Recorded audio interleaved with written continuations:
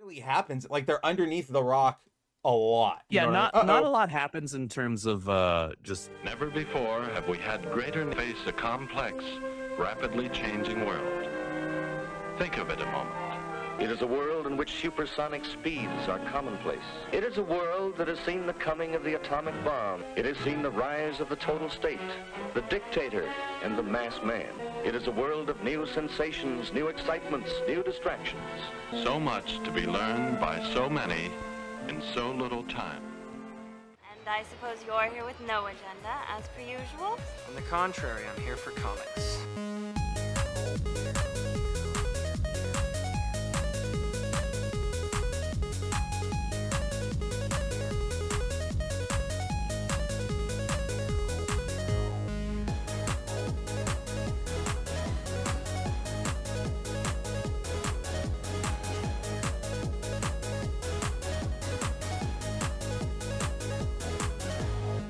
Hey, what kind of man are you anyway?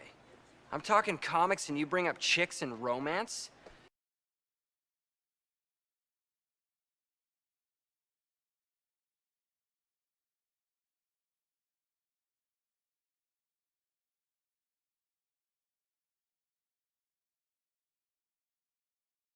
Nothing.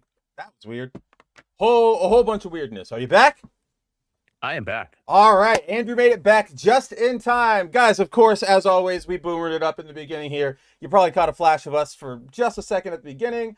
And my little weird I don't know. Whatever, guys. How's it? Oh, the little skip to the gray screen. We're clearly out of practice on this. I was out of practice on on solo streaming, and now I'm out of practice on duo streaming. But guys, we are back. It is Thursday night. It is time for some intellectually honest comic book talk here on Foil Variant. And finally, after 2 weeks, Andrew is back with us. So if you were sick and tired of hearing me rant about Spider-Man and Flash and the state of comics, it's only going to get worse because he's back. So, buddy, how's it been? How have you been doing? What have you been up to these last 2 weeks? Oh gosh, well I was visiting Mary for 10 days, so that was fantastic and wonderful. And we had a great time. We did D&D one shot. We went and saw the Super Mario Galaxy movie. How was spent that some time movie? with her Did you like family. it? I did. I loved it. It was a ton of fun. Story-wise, script-wise, it wasn't nearly as tight as the first one. That's wild. That's weird to me. Visually, it was stunning, and it just had a ton of fun moments. So we had a great time with it. Um, Gosh, what else did we do? We just watched a lot of movies, played D&D. What We is that? built a Lego Harry Potter uh, Lego set, Which one? which was fun. It was the bathroom where the entrance to the Chamber of Secrets is. Yeah, Um, so yeah. that was fun. That was a lot of Is it fun. We had a good how time. many like pieces is that one? I know like I don't know how many pieces. It wasn't gigantic because it's like this big. okay. You know, it's not like putting together Hogwarts Castle or Well, that's what I something mean. like Like that. nowadays, my only frame of reference for anything Lego are all of their stupidly expensive sets that they've priced out kids with, right? That are Like, like $700. It's like, okay, what parent's gonna get that for their kid, and right? because it's not for their kid, right? It's Here's your for. next 12 Christmases. It's just weird. Like it's just a weird change to the Lego hobby. I don't know. I'm not. I'm not a Lego collector. I don't know anything about Legos outside of the fact that it seems ridiculous. So I'm not going to speak on it. You know what I know? I know comic books. That's what I know.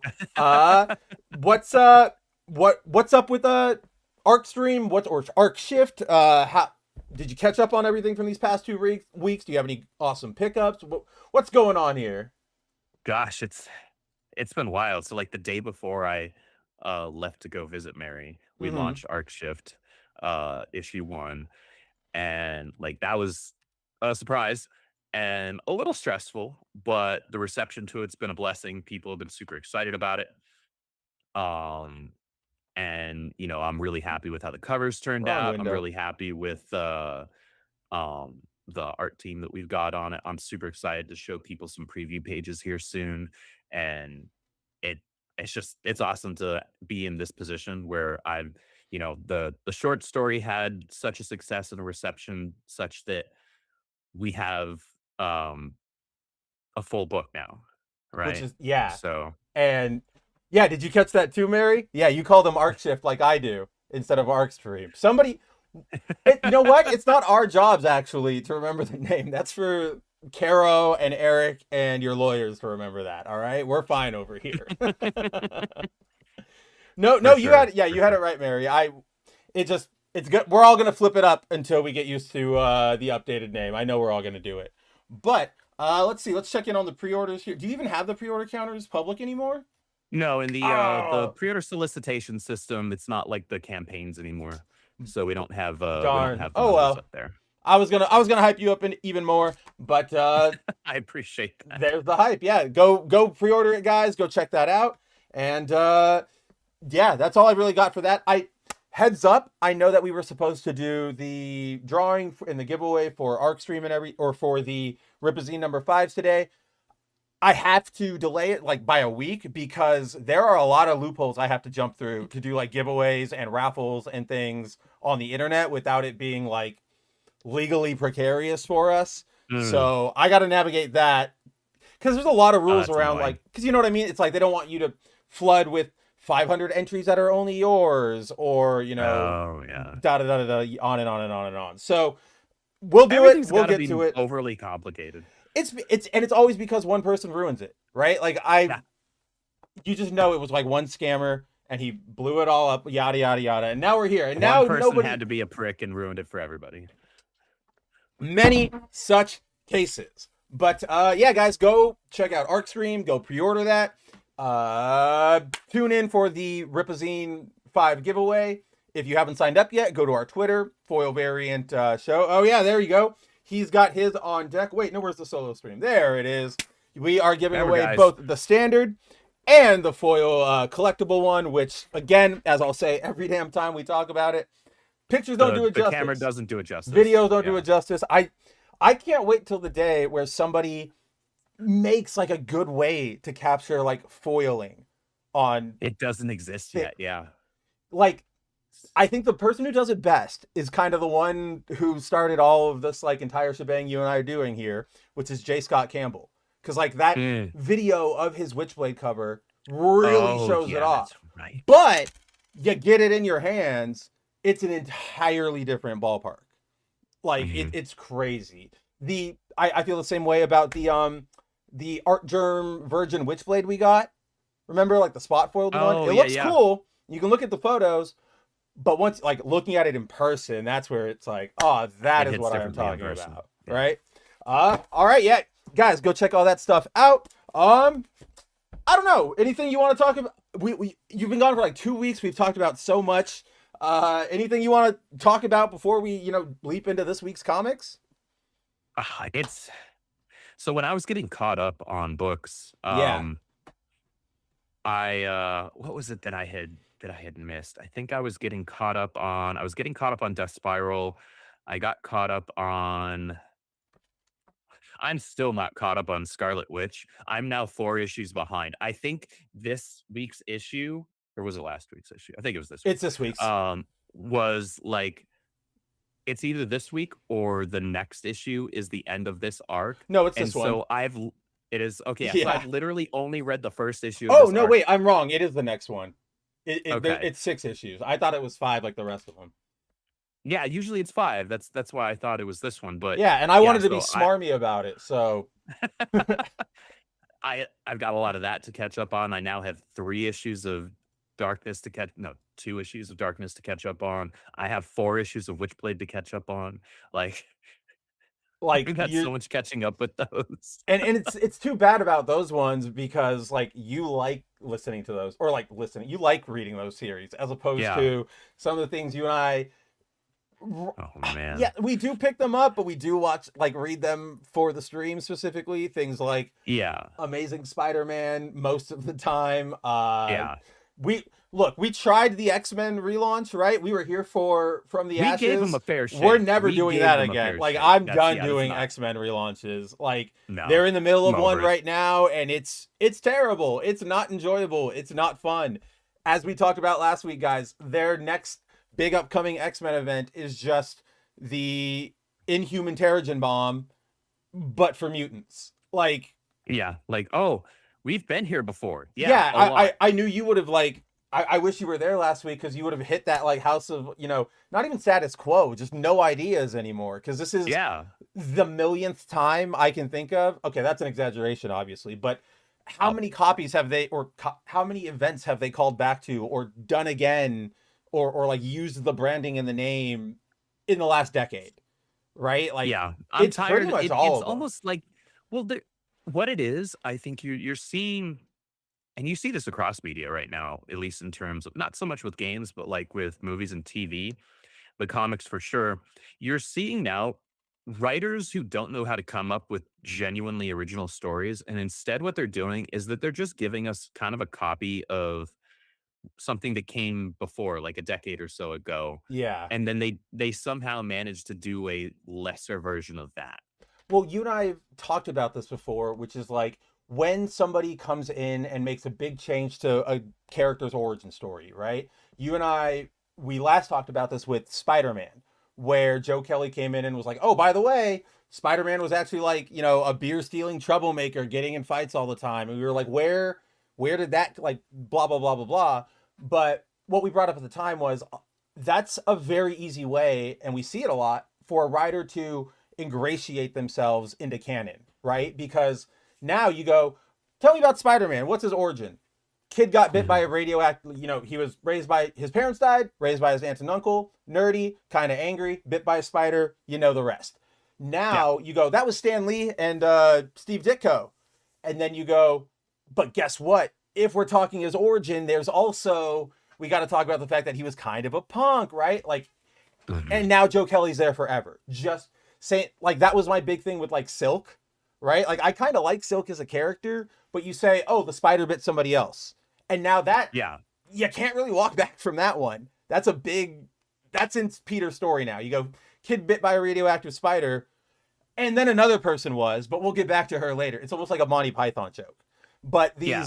these events are kind of function in the same way, because now if you do Civil War, or you search, Inferno or Atlantis Attacks or yada yada, you get, did you mean this one or this one? Or you get the big long write up that's like, oh, there are two stories. This one, you're in the conversation forever, as opposed to writing a run that kind of just farts out and nobody really Uh-huh. pays attention to because you didn't play with that big of a thing, right? Yeah. I don't know. I feel like I'm You describing it made the weird, but safe yeah. play. You did the Jed McKay. Everybody's gonna forget about it like the month he's gone because they Ugh. probably forgot about each issue like a month after that issue came out because I it was that forgettable. Same, that's what happens when you have writers that are unwilling to take bigger swings and they make the super safe plays. Case in point, the current run on the Flash. don't even. It is It's so boring, it's guys. It's so boring.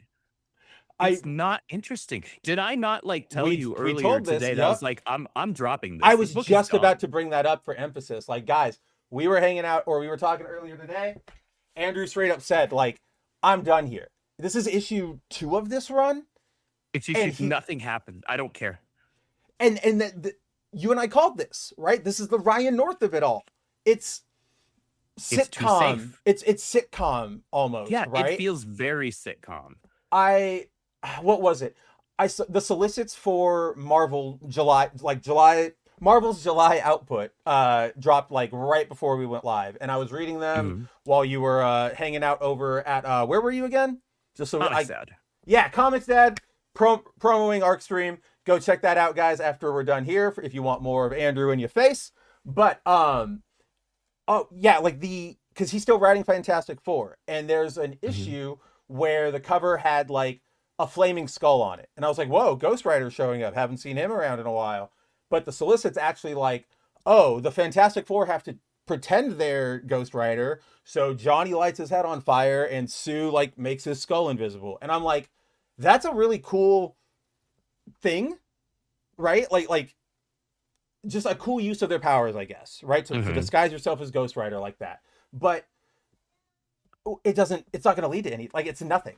Yeah. It is just, Yeah, the book is you'll get to the end of that, or maybe the next issue. I'm like 2 or 3 issues behind on reading that one as well, actually. Because I just kind of got bored with it. I liked looking at my boy Umberto Ramos's art, right? But I the book is just kind of there. Like the first couple of issues were super interesting, and then after that, it felt like the end of that first arc made that entire first arc pointless. Well, it did, but like it did, but in a sense that like that was kind of the point, right? Like it was supposed to say, Doom, you couldn't even do that to us. And like I think that Mhm. first arc is good in the way, like it's a good establishing one, right? Because you have Mhm. Doom, Fantastic Four, forget what it's all surrounding with the whole one world under Doom. But you got Doom, they're fighting Fantastic Four. Speaking of forgettable, Good lord. I'll get to that in a second. Hold on. There's actually something I want to talk to you about with Doom. oh But really? yeah, there is. But yeah, Doom throws a Fantastic Four back in time, splits them apart. I think we talked about this last week, and goes, ha Yeah. ha ha, I've defeated you. The Fantastic Four go, oh, we have to use this very precise, survival, like a, what do you want to call it? Not like survival system, but like a, if they're in an emergent plan, I don't know. Yeah. And they defeat Doctor Doom. And I think that was a really good arc for like establish everybody, establish where we are, show off what their powers actually are, kind of in that way that's Mhm. like, do you remember in Jeff Johns Aquaman? And I hope you do, because you should have just read it. But there's like that opening scene where Arthur like walks into the like diner and the person goes like, so do you really talk to fish? Yeah. Right? And he like kind of gives them like Mhm. that look, and then we launch into one of the best arcs of all time. That's Yeah. kind of what was going on there. Sorry, I completely got distracted there. What book were you talking about? Somebody was We were doing talking something about over here. Fantastic Four. Oh, right. So like it's good at establishing, it gets you there, but then after that, you're just doing more of the same. Like the sitcom, it's Doctor Who, it's Supernatural, it's Smallville, even where it's like thing of the day, and it always gets resolved to no real impact on anybody. Nobody walks Yeah. away with like Johnny's not dead, Ben's not back to normal, Reed's not like nothing happens. It's just like, wow, gang, we sure learned a lesson today, didn't we? Yeah, Yeah. mom.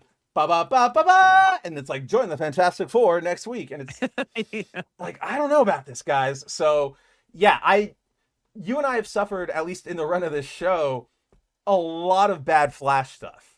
I mean, the beginning of Absolute Flash, the I mean, still Absolute Flash. That's just I was we're not gonna say. we're not going to talk about it this week. It's just asterisk. There's a slight upgrade in the book just because the last two issues have had a new artist that really, really locks. Like, it's a really good fit for this book. Yeah. Hanning as an artist, Visually, it's much better than it's it was. much better, and it's not as noisy right now. So like, it's really more like it's just Wally and Linda, which I think, It feels more focused. yeah. So I'm just not interested yet. I'm not like, oh man, now I'm looking forward to this. Right now, it's no. a matter of like, oh, there's still this book in my stack that I need See, to read. like there is, but at least this is one of those where it's like, oh, there might be. This is like the last sliver of hope. Like I'll give it this Yeah. chance because it feels like this is where we're finally trying to go. We'll see how it turns out. But yeah, we had Cy Spurrier's Flash. We've had what else have we had? We've had, The only shining moments were when Wade was on it for a few issues. but even then, right? Like he And starts that was in the great, middle of KO. and he right? starts So where great, and had then to he kind of kinda- just again farts out. It's just Yeah. like, oh, all right, bye Wade. Like thanks for Yeah. getting us out of that hole, I guess. But Yeah. off and away to your next adventure. So, but before we move on, before we get into books, before we say hi to the chat, what I wanted to mention is with those solicits, there is a new Doom centric series. I didn't even like read which one it is. I'm sure it'll be relevant in the future. It'll come up, but they're doing a blind bag, right? Like, oh fucking boy, blind bags. Credit where credit I is hate it. due. This one, they explicitly say all of these, like there's cover A, B, C, D, E, and then it says blind bag variant. Retailer's note. All open order covers will not be in the blind bag variant. See order sheet A Okay. for like blind bag variant. And I'm like, At least there we there's go. that. Like that's a giant improvement. That's a giant. The fact that it was ever even possible to get get- your basic cover A or be in like, in any of those was just insanity. I saw people excited for like more blind bags, right? Like when these solicits came out earlier, they were like, "Let's go, yeah!" And I'm like, I can't understand you. You're like a different Just species. just Like, go just go get into a trading card game. Like that's mhm. more rewarding. Like in terms of opening packs for something, It at least you can really do something with those cards, you right? can play, you Go can learn to sell play them. Magic. You Oh really yeah. could, but I what do you even do with like all the issues you don't pull, or like all the cover A's and B's you do pull is just immediately worthless. I don't Sell know. them back to your shop for 15 cents. If but you can't sell them individually. You have to do their like 1,000 comics for like $200 Yeah, or whatever they do, because there's no way anybody's gonna go, oh yeah, give me 30 more of cover A that I didn't already have, right? freaking shoot me. Kind of crazy that they didn't do any sort of like you could send back extra stock. I don't know. They don't do that anymore. Everybody's a mess.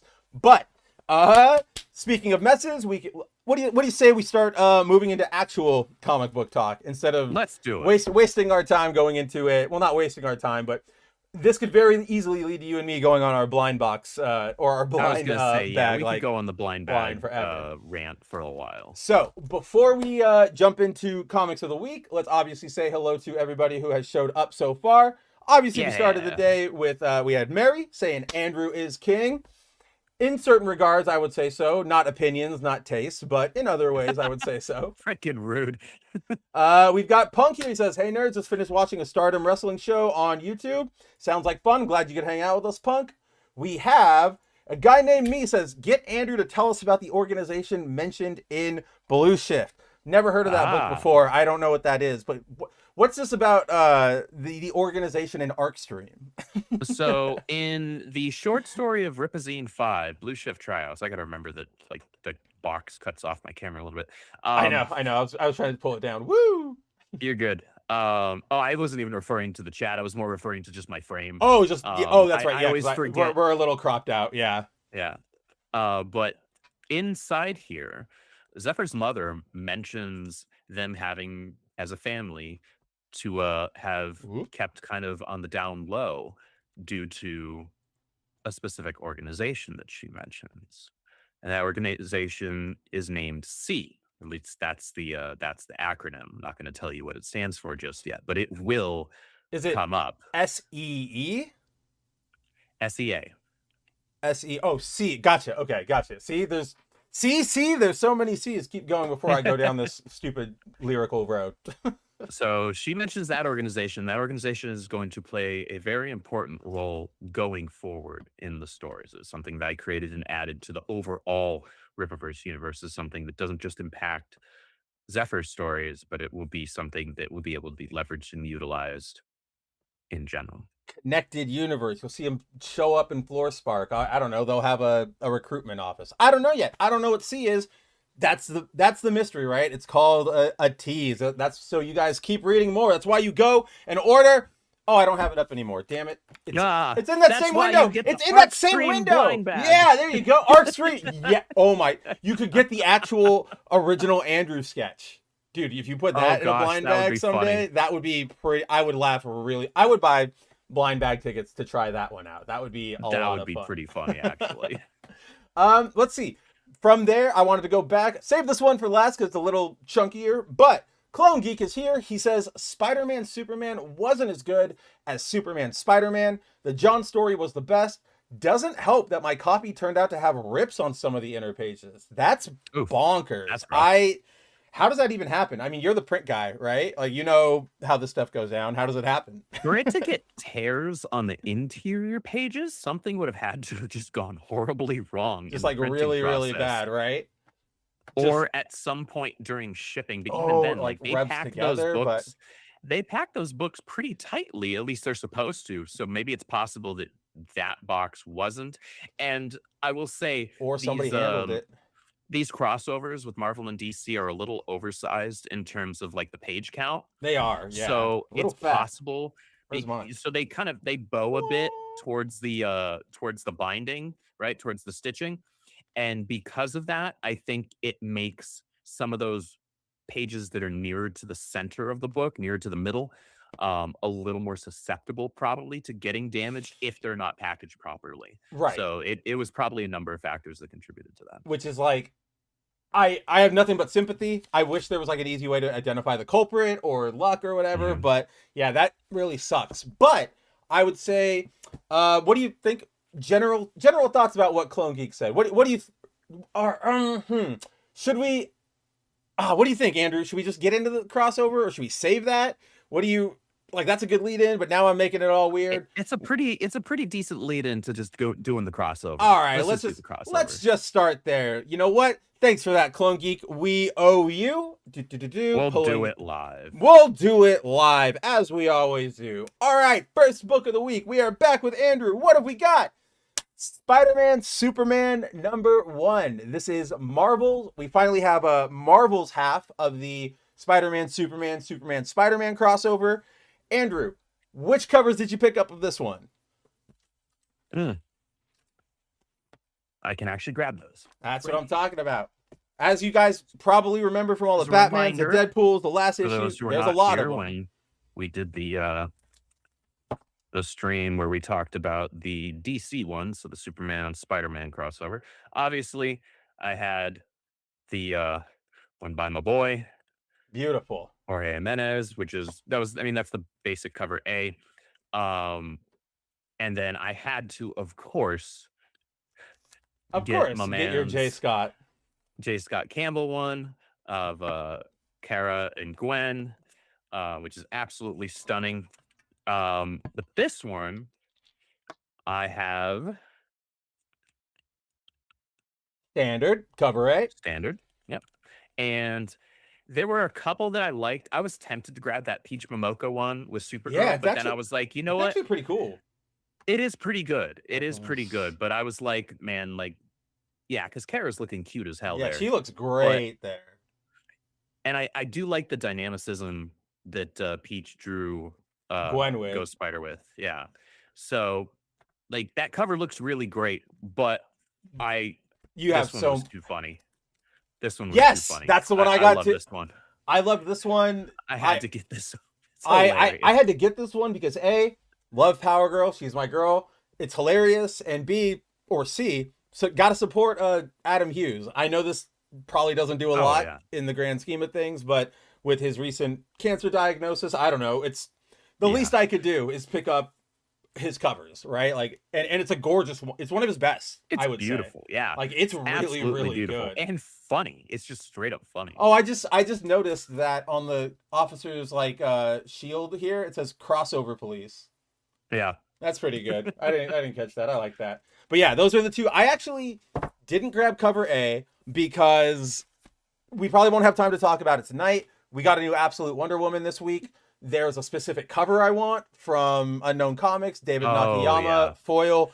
I was like, I'm gonna save money this week so that I can throw it towards that because I can't that's stop smart. thinking about it. It looks really good. It's You'll all beautiful. see it when it comes in. But what was I gonna say about that? So I didn't get cover A, and then did you see the foil cover? No. It was by Mark Bagley, and it was bad. Here, I'm gonna look for it. Spider-Man, Superman. There it is, and it's like, I'm bummed because I have the rest of them, all the other foil covers for the like Batman, Deadpool, Batman, yada yada yada. But this one just I was looking at it. And please, somebody just pull it up. Where are you? Over here. Thank goodness. My computer is acting a fool. All right, go to the browser. Where are we? There we go. Oh, it's super zoomed in. Let's zoom out. Boom, boom, boom. So it's Bloodshot versus Superman, or versus Spider-Man, and then Superman versus Cardiac, who, if you remember Cardiac, you get a foil variant, no prize, because good lord. Yeah. But so Congratulations, you're one of 7. not a bad like piece, right? Like looking at it here, you pick it up. The foiling is really bad. Like it washes out everything. Nothing is really highlighted. So wait, is it not Spot? It's not. The only spots are like on Spider-Man's eyes, and I think maybe no, it's just on Spider-Man's eyes. And then it's like the background and then Spidey's eyes. And I'm like, Damn. that's kind of weird. And then just to, I have no other place. Like, this is the best place I have to rant about this, but it's like all this economic bullshit, like politics aside, all the tariffs, the economy, it's finally hitting comics because my comic book shop normally charges $9 for a foil variant. That's what I got that X-Men United one for. They were charging Right. $13 for this bad boy, which is even a lot for an oversized one. So I was like, I'm done here. Like, I don't, not right now. Not right now. Not with Yeah. a way better David Nakayama variant coming Oh along. yeah, with that Right? one, Like, sure. Yeah, just not even a competition. But let's get into the book itself because I would, going back to Clone Geek's comment about, Spider-Man, Superman wasn't as good as Superman, Spider-Man, I think I would have to overall agree. Like, we kind of ran into this with Batman, Deadpool, where one issue yeah. was like really, really good, and then the other one was very mediocre. Same sort of situation, some really, like, one or two really good backups. And I don't know why it feels weird to me, right? Because on one hand, okay, you want to sell more comics, make 2 issues instead of one, 2 crossovers instead of one.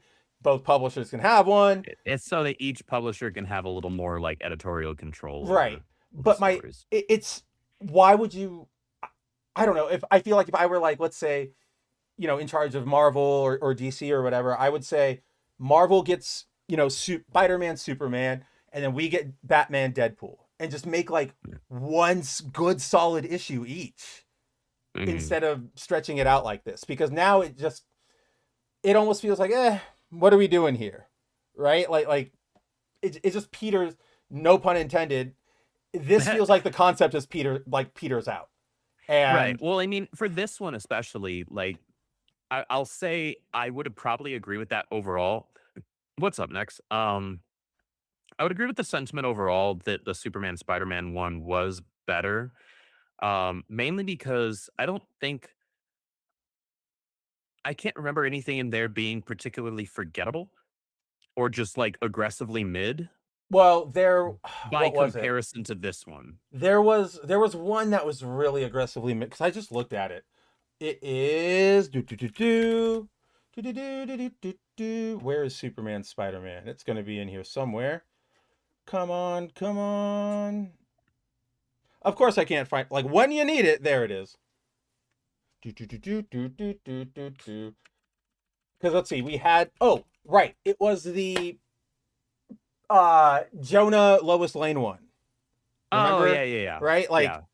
okay, Oh, that one, like, what were we doing here? And then there was Superman Prime and Amazing Spider-Man, which was really good. Superboy Prime and Spider-Man 2099, which was good crossover story, right? Like Yeah. solid crossover story. Jimmy Olsen and Carnage, which, it took a swing at least. You whether it landed. liked that one more than I did. Yeah, I liked it. It's controversial, but hey, like we were talking about, it swung for something. It tried something. Then we had the John Kent, Ben Parker one, which was fine. Like, it's just, Oh yeah. it is what it is. I guess you're reminding me how like some of them were actually pretty mid. Right? And then you had the Lois Jonah one, and then you had the Power Girl Punisher one, which was great. And that one was like really. Oh, and then of course the surprising, like, Lois Mary Jane one, where Yeah. Tom King got one thing right, guys. He got one thing right, which was people really need to move on from face it, Tiger, you've hit the jackpot. Like, there's more to Mary Jane than that. Exactly. But nothing else was good about that issue or about his story. Well, the art was incredible. Especially, it was Jim Lee. I mean, Jim Lee also doing like, trying and going, how can I sneak Gambit into this? Like how can I just like force, kind of like. And I'm always down to see Gambit, especially when he's drawn by a really good artist. By Jim Lee, of course, right? Like, that thing needs, like, that, what is it, splash, right? That needs to be like a print. Yeah. It needs to be something, because it's gorgeous.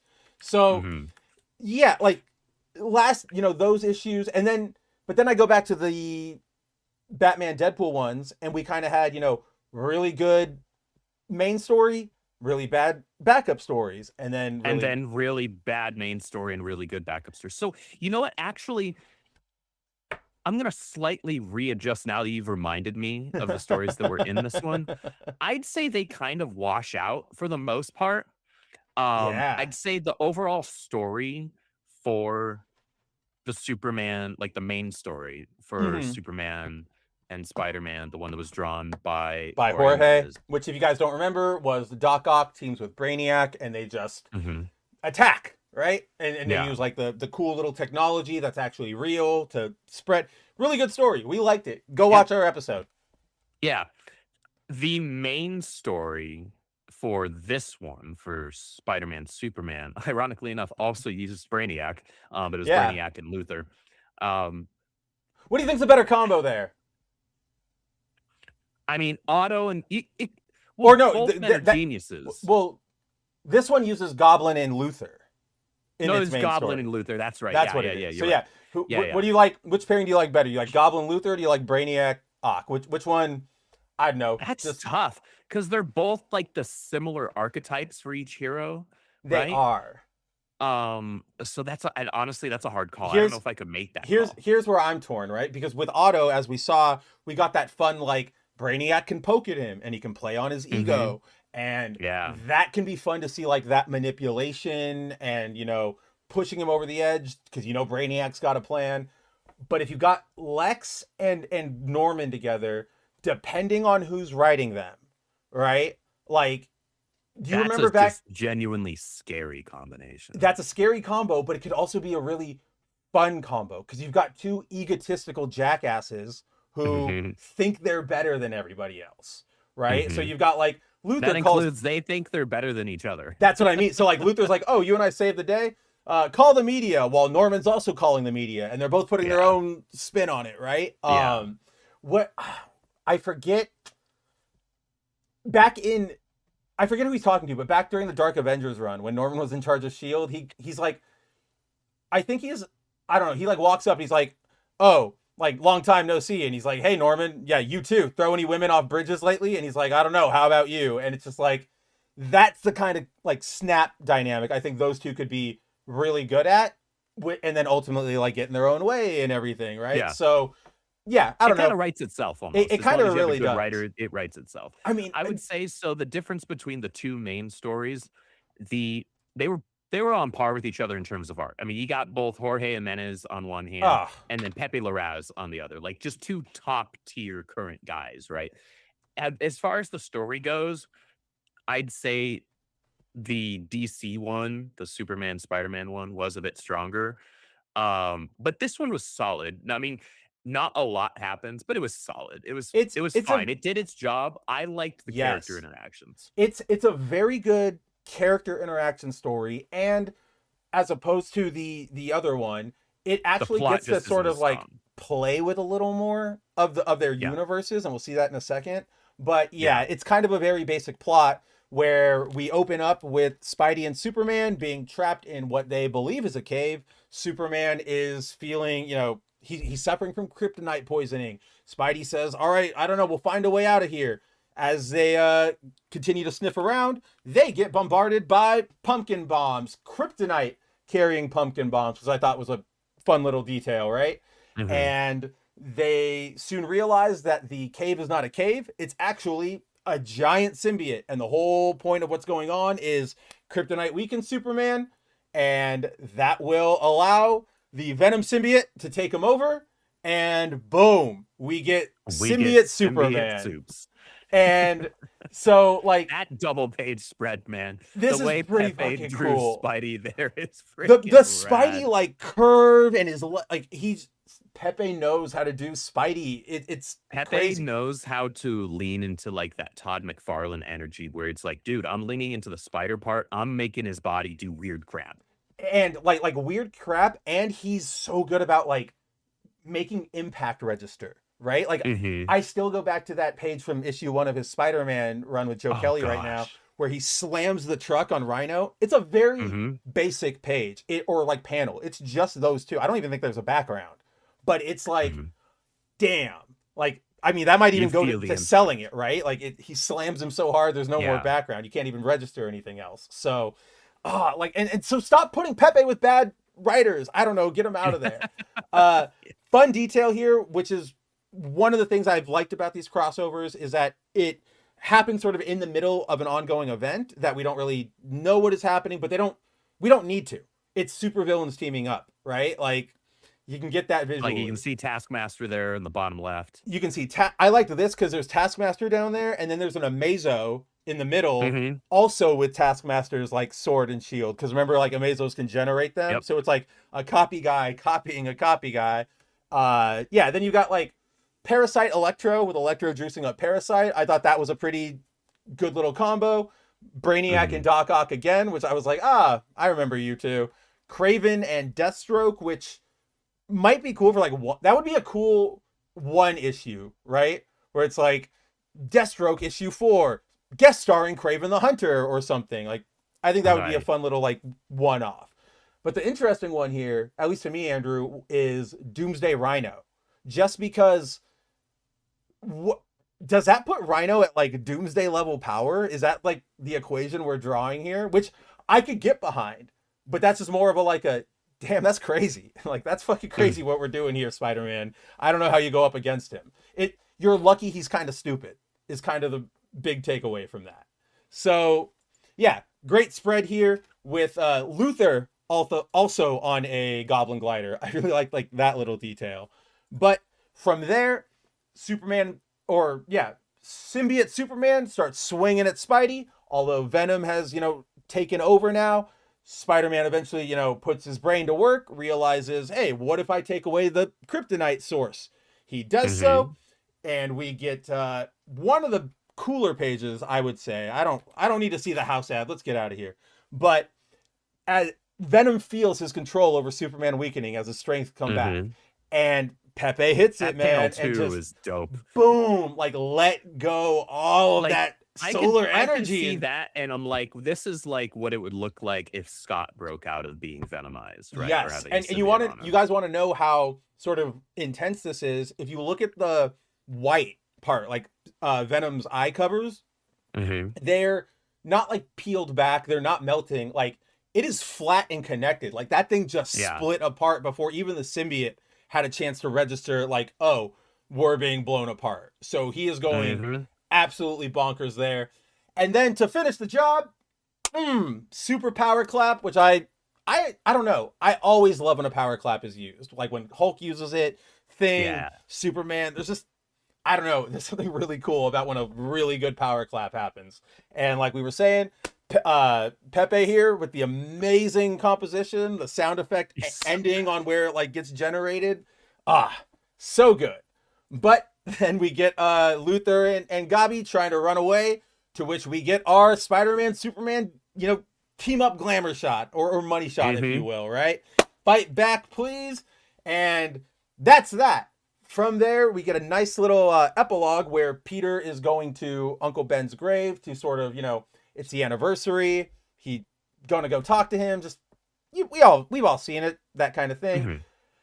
There's a fun little detail here where Clark shows up, kind of surprises Peter, and Peter goes, "How did you know I was here?" I skipped over the page just in service of the narrative, but at one point I forget how it explodes, right? It just does. Wait. There was a reason it like everything exploded, I thought. I guess it just does. I think the pumpkin bomb just blows. No, because see, the bombs, because that's what Spidey takes off of him to like weaken the kryptonite. So I don't know. Who knows? Cool art happens anyway. But the crux of what I'm saying here, cuz comics, is that when they, link up and the symbiote goes on to Superman, it connects them. Like both of them get like reverse connected because of the kryptonite. So Pete's got some of Superman's memories and Superman's got some of Pete's memories. And I don't know. I just thought that was a really fun little like cuz comics moment, a good way to we don't have to spend any time here, right? Going, how do they know each other? Yada, yada. Boom. There's an explanation. For those of you in the last story with Jorge and Wade who just didn't like that, they just know each other. We're here. There you go. You get your explanation. It doesn't have to be more complicated than that. It really doesn't. I'm really happy that they just, yeah, cool. Here we go. We're going on with it. But with that, yeah, as Andrew was saying, it's a good story. It is what it is. I would say probably the Jorge story I liked a little bit more just because I feel like as good as Pepe is, there's just something about the way Jorge draws Superman, right? Oh yeah, second like, to none. It's just so hopeful and inspiring, and yeah, and so I'll give the edge there, but that's not to say this is bad. This is still a fun story. It's serviceable, or I like actually serviceable really is bad. especially love the stuff after the fight. So I actually love from this part on, like when Clark invites Peter and Aunt Yes. May to dinner, and especially the final page where they're all you got Aunt May and Ma Kent like arm wrestling, Yeah. right? But I like especially it's panel 4 Yeah. where it's very brief dialogue, but you immediately can infer what's going on. Aunt May and Peter are telling the Kents about Uncle Ben, and then you just have Pa Kent saying, "Think we would have gotten along, right? And, We would have and liked each other." I like if you look at that art, it's not like there's a big hubbubaloo sort of being made about it, Mhm. right? Like Aunt May is pulling just a picture out of her purse. So Yeah. I feel like we've all had an elderly person or somebody just go like, oh, that's right. Like here's a picture on my phone. Let me just tell you a story about this, right? And Yeah. I think that's, yeah, it's all of this feels really good. It feels really casual. It really feels like somebody inviting friends over and connecting, and shout out to the colorist, emphasizing the warmth and everything in this Mhm. scene with their yellows and that use of the single dinner light to like light them up in the middle and then like shade them in the back. That's really good, Pepe. That's really, really good. So yeah, this is probably the standout part to me as well. I would genuinely say that. Oh yeah, that I like that little bit because she says, Aunt May, when they show up, says like, I adore apple cobbler, and that was because when Clark invites Peter to go to dinner, Peter goes like, oh, only as long as your mom makes her apple cobbler. How'd you know about that? Symbiote connection. And I'm just like, Yeah. that's fun. I like that. Yeah. Let's see. And he Yeah. said that because he knew that Aunt May loved apple cobbler. She does love apple cobbler. And yeah, so that's our kryptonite. Brad, and oh yeah, that's probably the thing we've not hit on, the biggest thing here, right? Brad Meltzer wrote this. This was written by Identity Crisis, Justice League man himself, who it's a really weird pick because he hasn't really been writing comics, as far as I know, since then. And then since that era, like he kind of just went back to being to a books. novelist. I Yeah, think. and then I don't recall him ever writing for Marvel. Like earlier today when I was talking with Andrew, I said something about like, oh yeah, this was the DC entry, right? And he's like, no, this is the Marvel one. And I went, but Brad Meltzer. And he's like, I don't know what to tell you. It's the Marvel one. So weird choice, because like, okay, DC did this too with their crossover, kind of with their Deadpool Batman. They went out and they said, hey, Grant Morrison, you don't write anymore. Would you mind coming back for this one shot? And Grant went, yeah, of course. Okay, makes sense. That's cool. Like, why didn't Marvel go tap? I don't know. Help me out here. Who's a writer that? I mean, Louise Simonson is in here. I know you could have gotten Chuck. I mean, maybe not. I don't know. But my point stands is that Brad Meltzer is just a weird swing for Marvel of all companies to For Marvel to make pick their is headline. for sure odd. Yeah, like there are other. I mean, overall, I really enjoyed this one, so I'm not mad that they got him. No, not at all. I just thought of a good equation. It's the same sort of concept as if Kevin Feige wrote the main DC story for the other one. Right? Like it's kind of like, okay, I can see it.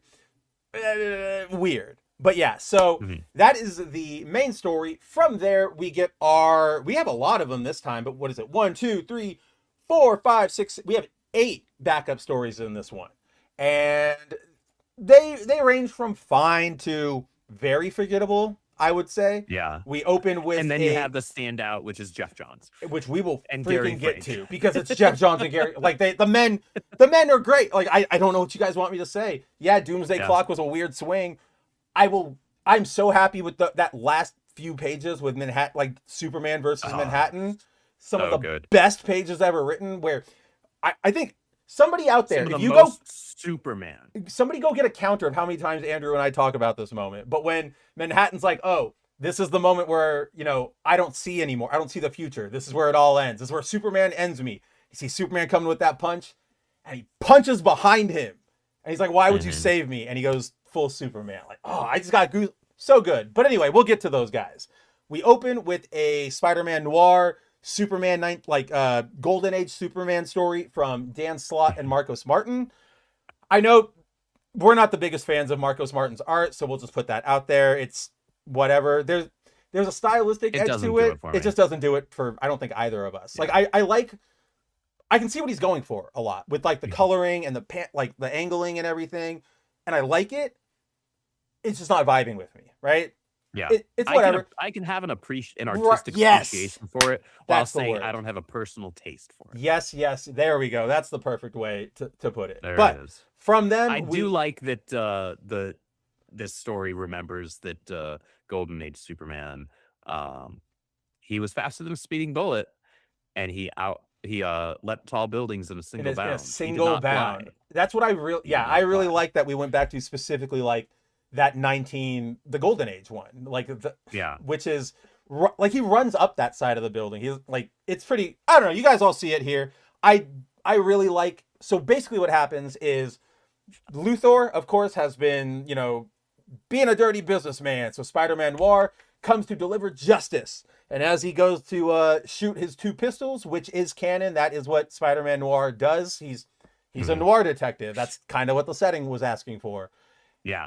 It's a really good setup here that Marcos does, where it's like frame by frame, syllable sound by syllable sound of the bullet firing to show here comes Superman, right? Faster than a and I love it too. That should have been the end of it, but I forgot. It's 1938. There's a new player in town, and he's faster than a speeding bullet. And I don't know if you caught this, Andrew, but it ends right there, that yellow in the bottom. That's the sound effect of the bullet. And then it pings off of Superman's chest. So again, Marcos, your style, it might not work for me, but damn, that's some really fun composition and ideas you got going on. Yeah, that's some really here. good composition for sure. But then I really like this because Superman busts in and we don't get big flashy superpowers. He his eyes light up red, and then we see Superman Noir or Spider-Man Noir's guns melted.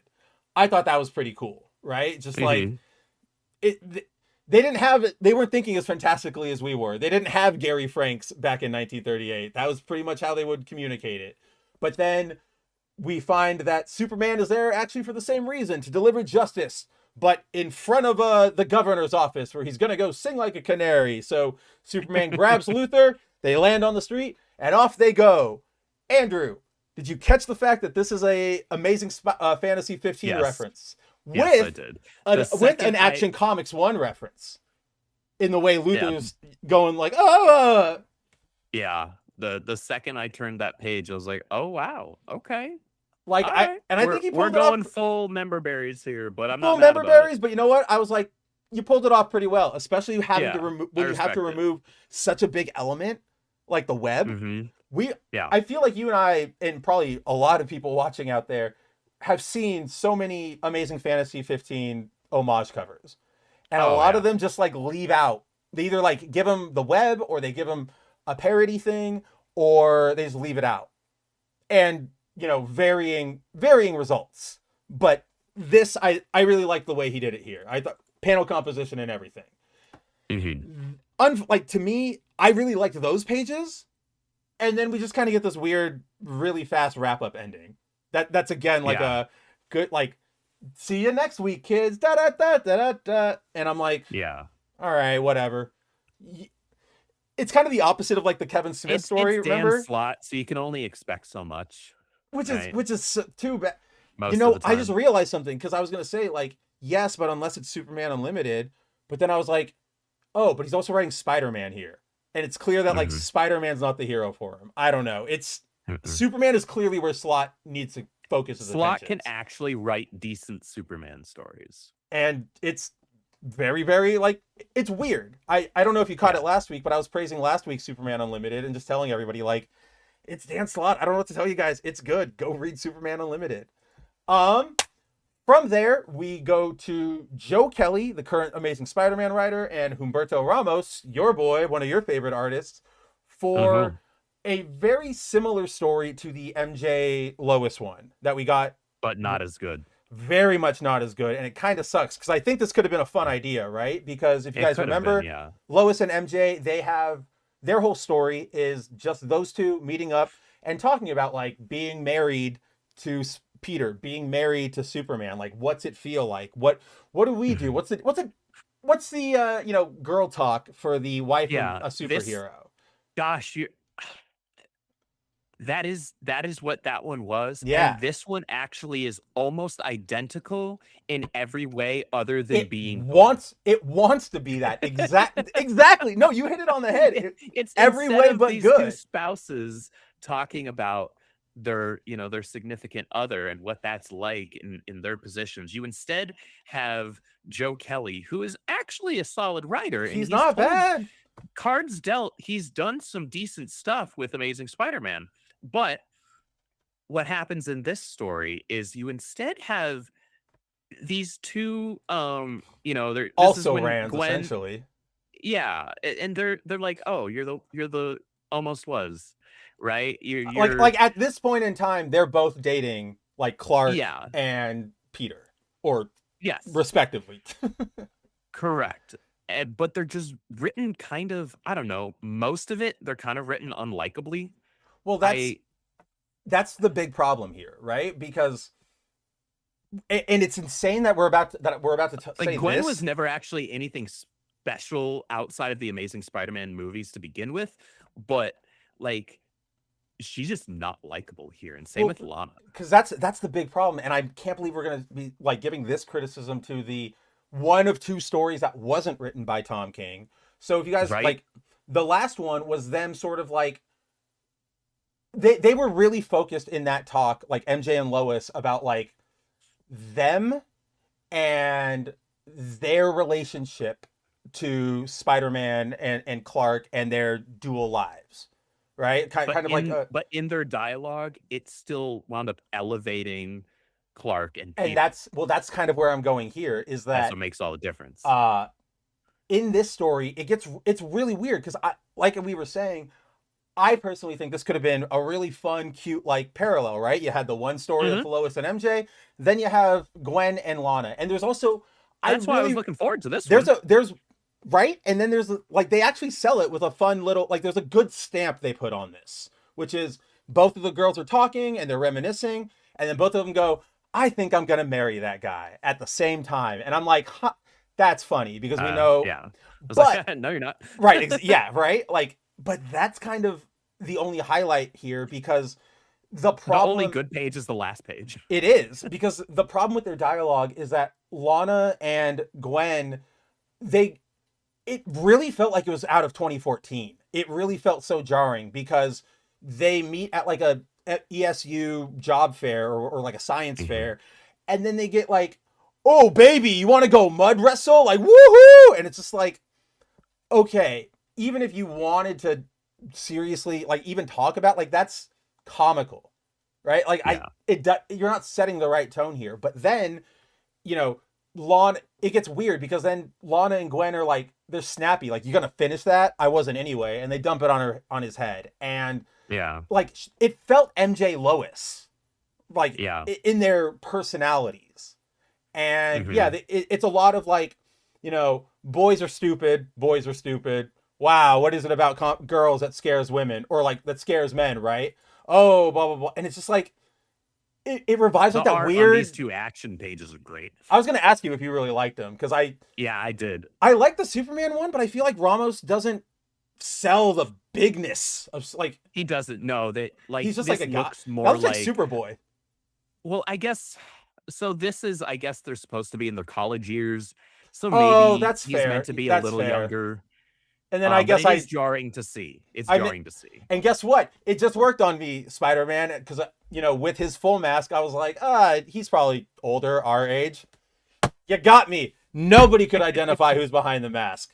But so yeah, it feels like a weird culture war remnant from the beginning of all of this, like gender discourse crap. Like it Yeah. feels so like it's not particularly It feels like a offensive. decade removed. Exactly. It wasn't something that made me like close the book and throw it. It was just kind of like, Well, because why? it's very basic, right? Like it's a very obvious dumb cat call that we all are like, Yeah. yeah, of course that's bad. Like fuck those But the guys. response was out of character for these For those characters. two, it's super out of If like it was character. Lois, like you said, I think you nailed it. If it was Lois or MJ in that situation, I could picture them reacting like that. 1000%. But Gwen and Lana, maybe Lana.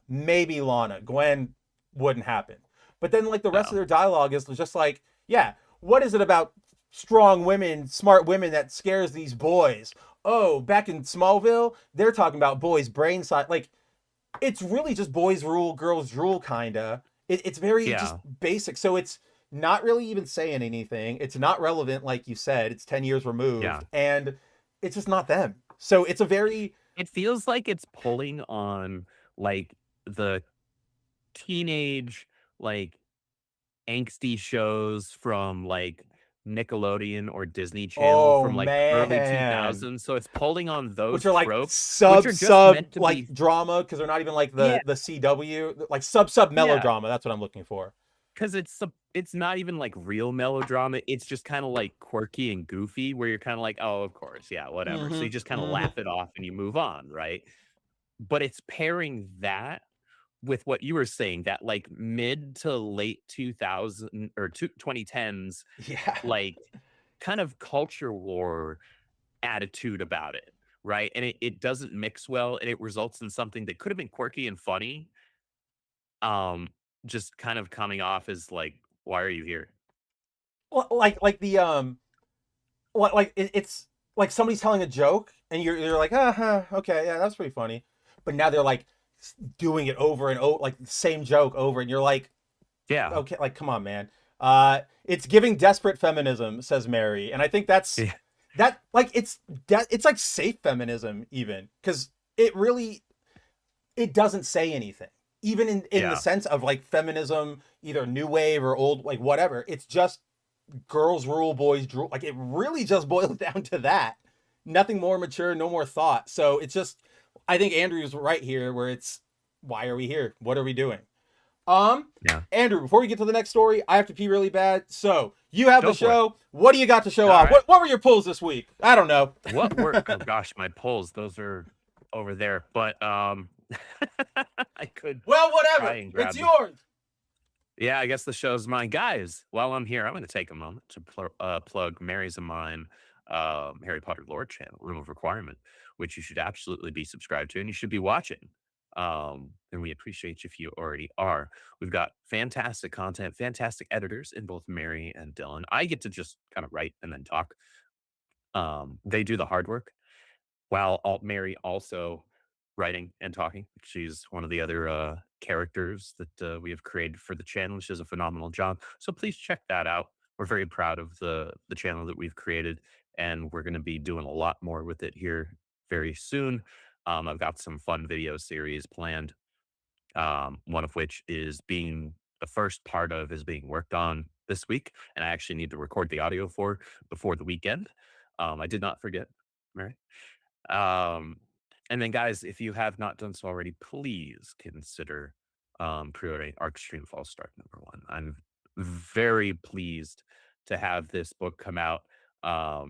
We got a fantastic, fantastic art team. Lee Sands, who is one of our art contest winners. Um, his, you know what? Screw it. I will show off some of his concepts here on stream. Actually, I don't even know if I You can. can't share I don't, anything without me, but we can. do I If you want to send it over, we can definitely share it. Oh, yeah, yeah, yeah. Here. Let's see. Do that. there's we'll show off.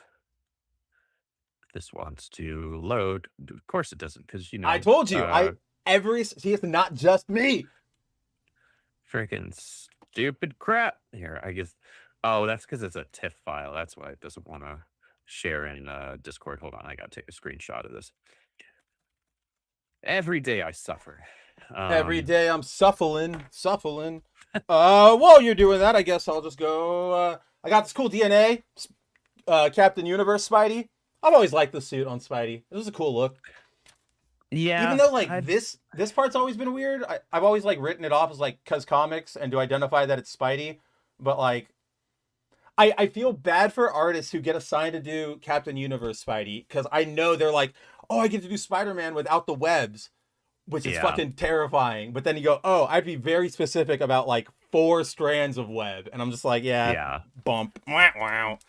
And then I've never been too fond of that suit myself, but really, yeah. I just think it's like a really cool color.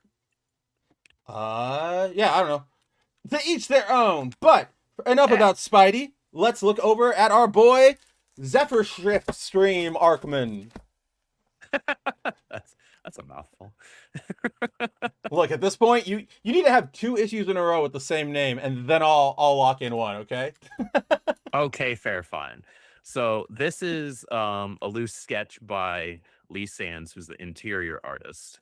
So this was him working out the character's kind of silhouette.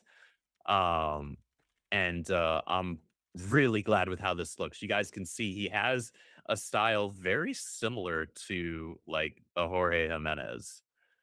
It's very it's Jorge, it's Young Justice. It's got a little Sean Gordon Murphy in it too. A little bit of that. It probably looks more like that with the coloring and everything. I mean, I know it does, but it always gives me like this is positive, like it's clean, like a Tim style, right? And it's very, you can tell it's a human silhouette.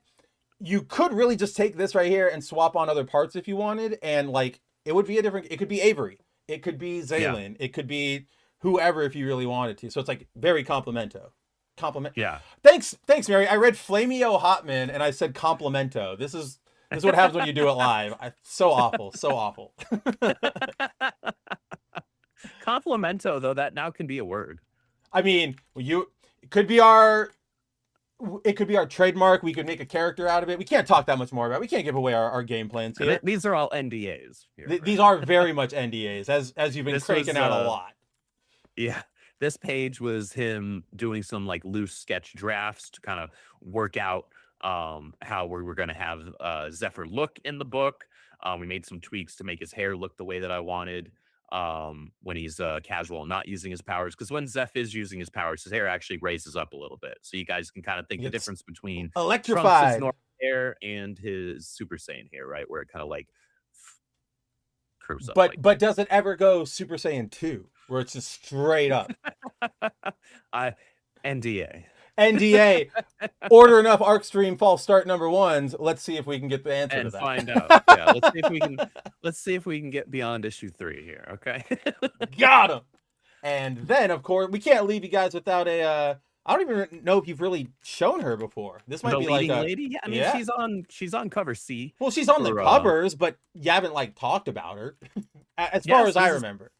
This is Trinity Sakura. She is the leading lady, I guess you could say. She's Zephyr's MJ. She's Zephyr's Lois. She is an incredibly crucial character. She's far more than just his love interest. She is a character who will have a great impact on Zephyr and vice versa. She's not intended to be a character that's going to get superpowers or anything like that, because I think that trope is kind of gay. But she's still a very capable young woman. She's a martial artist. She's a cheerleader. She's a dancer. She's a gymnast. But what's more important is her personality and how she pushes Zephyr. So there's a lot of cool character growth that you guys are going to see. She is Zephyr's Mary. How do you? What was I going to say? I don't remember anymore. I was going to say something about something you said. Totally skipped my mind. Thanks a lot, Mary. You keep doing this to me. But yeah, sneak preview, guys. Go pre-order. How do you think I feel? That's what I'm saying, Just, right? just she'll say something and look at me, and then I'm gonna be like, I Well, was you saying like something, now I completely don't shut remember. down. Like you go like all Looney Tunes. I just lose my train of thought because I have to see if it's appropriate for me to say on stream live to everybody. No, I'm kidding. I'm completely kidding.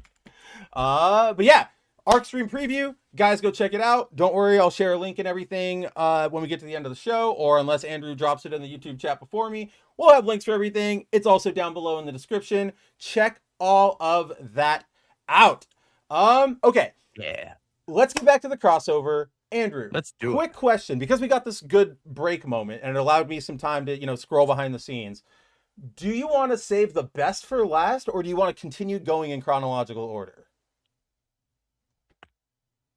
Let's save the for last. I was going to say that because from here we've kind of got quick hitters, like very quick, like because they're only a few pages each. Yeah. So I think you and I are on the same page. Let's get to it. You know it. You know exactly how it goes, Mary. That's my kindred girl over there. All right.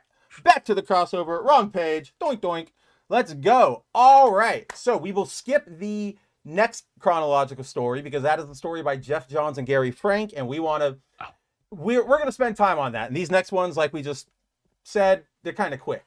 First up is a story from Louise Simonson, the longtime Thor writer, the very influential Thor writer, and artist Todd Nauk, who you and I are a big fan of.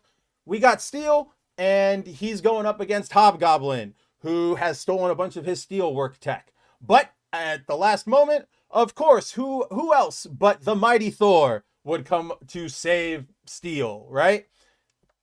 That's really it. Like, yeah, this is the most like I don't want to say standard, but it's like the most basic of basics. But like not in a bad way. Like it's the most like it's distilled superhero crossover. That's what it is. And I was fine with it. I actually kind of liked it. Like it was fun. I didn't really need a lot more than that. Classic Thor, classic John, right? Like he has a lot of variations nowadays, but I'll never not love the reign of Superman like John. Yeah. Something about it. Maybe it's because we grew up with it a little bit, but and just clink hammers, ta-da! It almost feels like a fruit pie ad, right? Like it almost feels like that. That's how it literally ends with Steel going like, "You said it, pal," right? Like charming. Yeah. From there, it's simple wink and nod. Right, like that was a fun distilled superhero crossover. Like that's exactly everything you need, want, should deliver. Boom, in like 4 pages. Then we go on to a surprisingly so here's how I'll frame this. What we have here is a crossover story where Spider-Gwen and Supergirl meet each other and they just do not like each other. They both kind of are not impressed by the fact that they're not their patron, their namesake, I guess, right? Like Same. Yeah, right? Kara's swinging over. She says, "Oh, I heard there was a spider person." It's Gwen. Gwen says, and she's like, "I thought it'd be one of the cool ones." Yeah, I don't even know which one you are. Spider Girl, Spider Puff, Pink Spider, and then like I was like, "That's so savage. I love it." But then Gwen goes, "I'm Ghost Spider, and who are you, Supergirl?" Yes.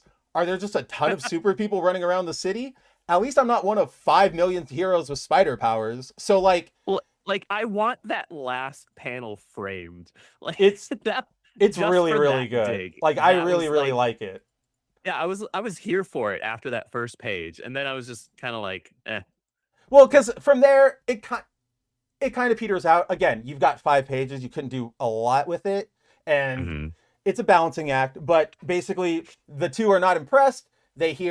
Livewire interrupts by attacking downtown Metropolis. Both of them leap into action. You get the classic sort of like, "No, I'm the better hero. No, I'm the better hero." Right? Like, yeah, we've seen it a lot.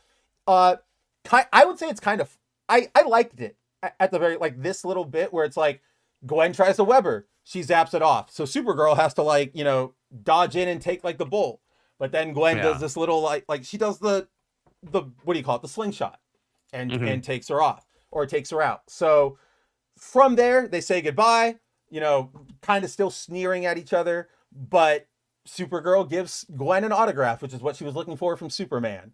And, you know, to one of the 5 million superpowered heroes, loves Supergirl. And so it ends less with them being like fully like enemies and more of like a Scott Logan almost. Yeah. Right? Like, I kind of like, you're kind of cool, but also you're like in my lane, get the hell out of my face. Like, sometimes we've all lived, right? Sometimes you just meet somebody where your energy's just, they're not going to line up. Not necessarily like a, I hate you to death, but just like a, stop talking, like, oh my God. So I liked this. Like I liked the setup. I liked the idea of, you know, both of them not really being impressed by the other.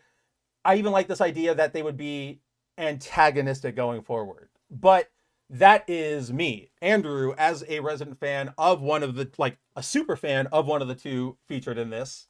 What's your final take on the Spider-Gwen Supergirl of it all? Aside from the amazing panel 4s and 5s, or 5s and 6s. Yeah, like, it was just kind of one of the mid stories for me beyond that. Like, I really liked that first page because I was like, oh, the setup, okay, fine. You know, Gwen's taking a shot there, but Kara, I think, got the better shot. And then it just kind of petered out for me. I was like, it did, this and is I whatever. I It's do not think that's offensively bad. It's no. just I wanted more. It started with a when very you're putting strong, my girl Supergirl in there. Well, it started with a really strong setup on this page, and then I think the limitations got in the way. Because remember Spider-Man 2099, Batman Beyond, where like that ends with Superboy and Spider-Man seeing like they hit Batman's Batplane, and now they're all together, and it's like, oh, let's go hit Alchemax Oscorp or Alchemax Luthor Corps, right? Yeah. But it ends there. It kind of feels like that's what this is, except they cut the narrative off like a little more, right? Yeah. Like they closed off the story, and because of that, it feels a little rushed. It feels a little weird. But you know what? Yeah. Stephanie Phillips, I don't know. I think she might be like Foil Variant's like dark horse writer because she continues really impressing us. This is the this is Shiver, the Venomous writer. Yes, who you and I keep liking. She keeps knowing these characters, so maybe I don't know. Maybe Marvel has on a future. Black Widow book with Shiver. I mean, give her Sliver. Give her something with Sliver. No, whatever. It's one of them. Put them on a book together. That's what we're gonna leave it at that. And then the book, we go into a Miles Morales Superman story written by Miles Morales creator Brian Michael Bendis, drawn by his creator Sarah Pichelli. When I tell you guys that I fucking called this story from like the jump as soon as it was announced, I have Andrew here. He can vouch for me because it said Superman Miles Morales story. And I went, I swear to God, I bet this is going to be another story where an older experienced hero teaches Miles like how to be confident, or like not teaches, but like gives him advice on like being confident and gives him the like sort of soft approval of being a superhero. Right. And it really is not more than that, even though Sarah does do some pretty good art here. She finally got a not shitty inker for once. And but yeah, it really is, you know, I mean, I'm so like locked up, Andrew, because it's literally the premise. Like literally Miles goes, hey, I've talked to a lot of superheroes. Do you have any advice for me? Like, what would you like have wanted to know at your age, or like at this age, you know, when you were in my spot? And that's basically, you know, what we go into. And it just, it's all the same things, right? Like, don't worry about like making the right. Cool. It's like the art is great. Sarah really. I just wish that was Peter in the. And I like that Dormammu Brainiac skyline. Yeah, like that's cool, pretty. That's a cool. That's pretty cool. But it's the most basic, just like, yeah, Miles, believe in yourself, and like just do what you can. Like that's literally it. That's literally it.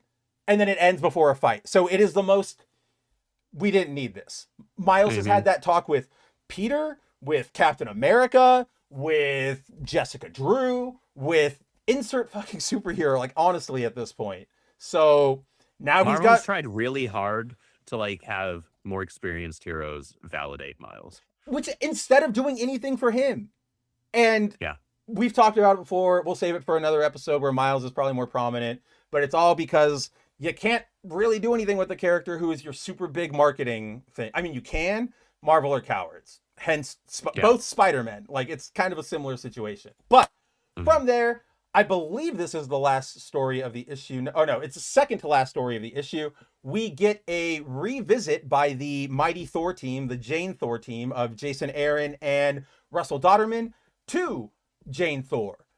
Which, yeah, I don't think either of us really liked or cared about the Jane Thor turn at all. I don't know. There is one. Oh my God! Please hold on. I can tell you on. I can count on one hand the one thing either of us liked from the Jane Thor saga. As soon as it loads, as soon as I can pull it up. And Andrew, I feel like you know this, but if you don't, you will remember in just a second. Because that entire whole Jane Thor arc gave us my favorite cover, maybe of all time. Oh no, not you, Arc Shift, you're great, or Arc Stream. Oh no, my joke setup. Oh crap. Favorite cover of all fucking time. A design variant for Cancer Jane. Like, great, man. Ollie's or like Ollie's store shelf right here. Like, everybody's clamoring for the Cancer Jane design variant. It's my favorite. Oh my God, who even bought this?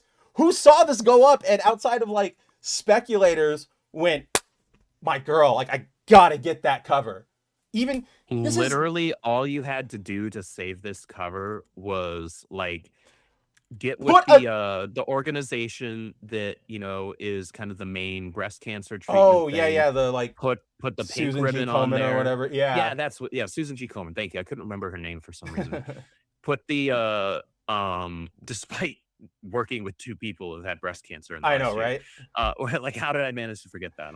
I won't tell Caro, I promise. Okay, I appreciate that. Just partner with them, slap the pink ribbon on there, right? And then all net profits from sales of this cover go towards that foundation. Right. That's all you have to do. Instant save. And then it actually makes sense. But also at the same time, I think what you need to do is you gotta have like Jane Thor there too. Well, like, you have, so you have Jane Thor in the background. Ooh, here, yeah. what you do is you flip. I'm following. You flip her and it sounds terrible. Cancer Jane. It sounds awful, but I don't know what else to call her right now. Like, flip those so that instead you're putting the warrior more prominently in front, right? To represent strength, to represent resilience, to represent like fighting through this thing. And then you have sort of like that would even double emphasize like her cancer is like a specter over her. Like, it's very subtle, but, you know, fade it out, put it in the background, like she's fighting, but this is a challenge. But nope. And I just put another notch on this. Disagree, all you guys, like all of us may disagree as we all may with just the idea of Hellfire galas and stuff. Those are like the designs are very high fashion. He does, like, this is Russell Dodderman. This is the guy who does them all. So you went, draw me just a lady, like a bald lady. Like, I don't, very weird. Get Phil Noto. This is like what Phil Noto was born for. Choice. Like, it's very, very odd choice. But, wrong one. That being said, the story, so again, not a great, you know, nobody's really longing for anything more Mighty Thor. That said, cards dealt, I would say this was one of the more interesting like short stories we got, because at least to me, we open on just a giant, you know, apocalypse has invaded Earth, like really invaded Earth, not New 52 Justice League, but like the end is here. Like, it is said that Odin, greatest of the gods, has been crucified to the source wall, right? Like, woo, that's crazy. And then that's heavy. His son Thor has been left shattered and unworthy by a mere whisper from his grim new Allfather, being fucking Darkseid, right? And so with that, we get Jane having taken up the hammer again. She encounters Wonder Woman on the battlefield, who both of them sort of connect, and we kind of get another kind of like what we just got with Miles, right? Where it's sort of Jane goes like, I don't know why I have the hammer, and Diana reassures her like, no, I got that warrior spirit in you. Like I know you have it. With that, it kind of closes out like the other Wonder Woman short did in Deadpool Batman, where Darkseid shows up and all the heroes rush together, and it's, you know, time for the big bad. There's not a lot here.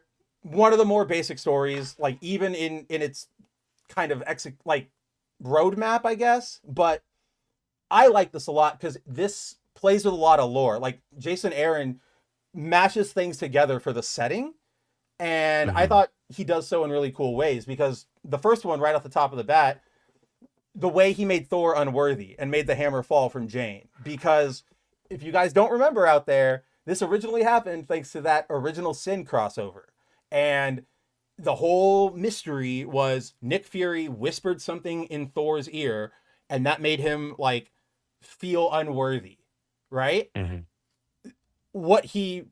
So I had to correct myself. I forgot this. He whispered two things. One was that he has a sister, which was Angela, and that two, Gore was right, which was just that like the people don't believe in the gods anymore because they don't feel like they listen to them, which is like, have we not done that story without Thor getting so in his own head, I guess, that he can't I was gonna be say, like, worthy? why would he?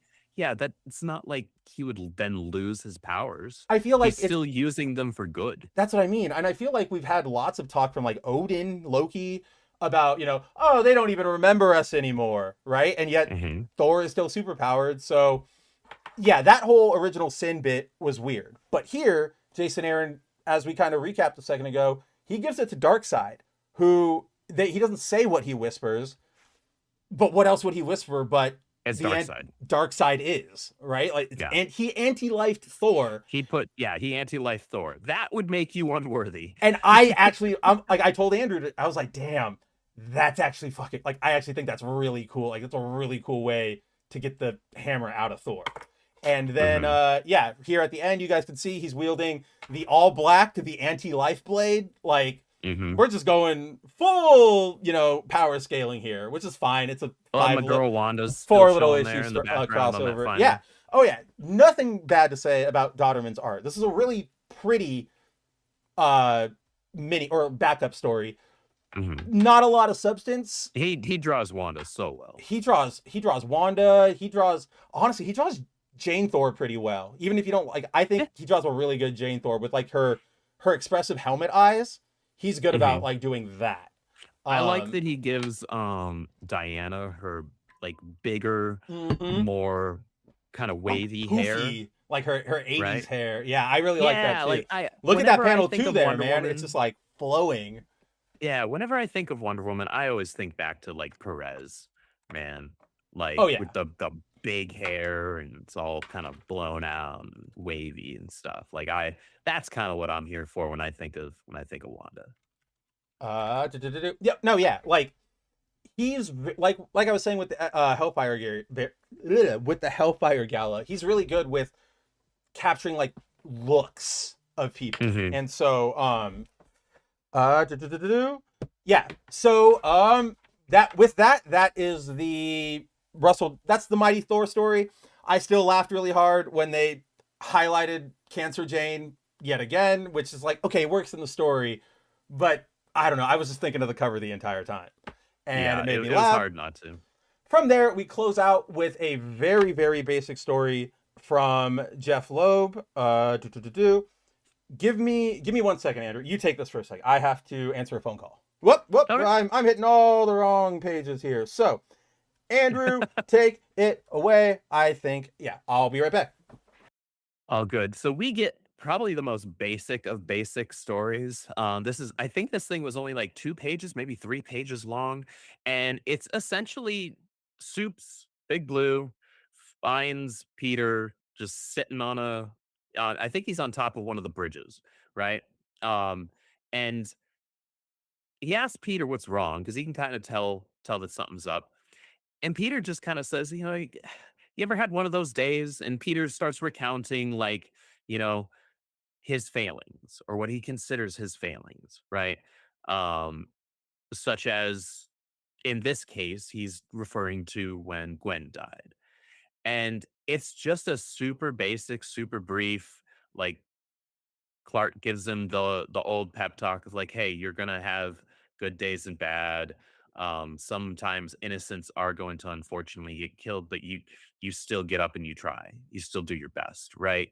And it was like, I feel like these 3 pages. It was three, right? I feel like it was three, or even two. Was it only two? Holy crap! You're still muted.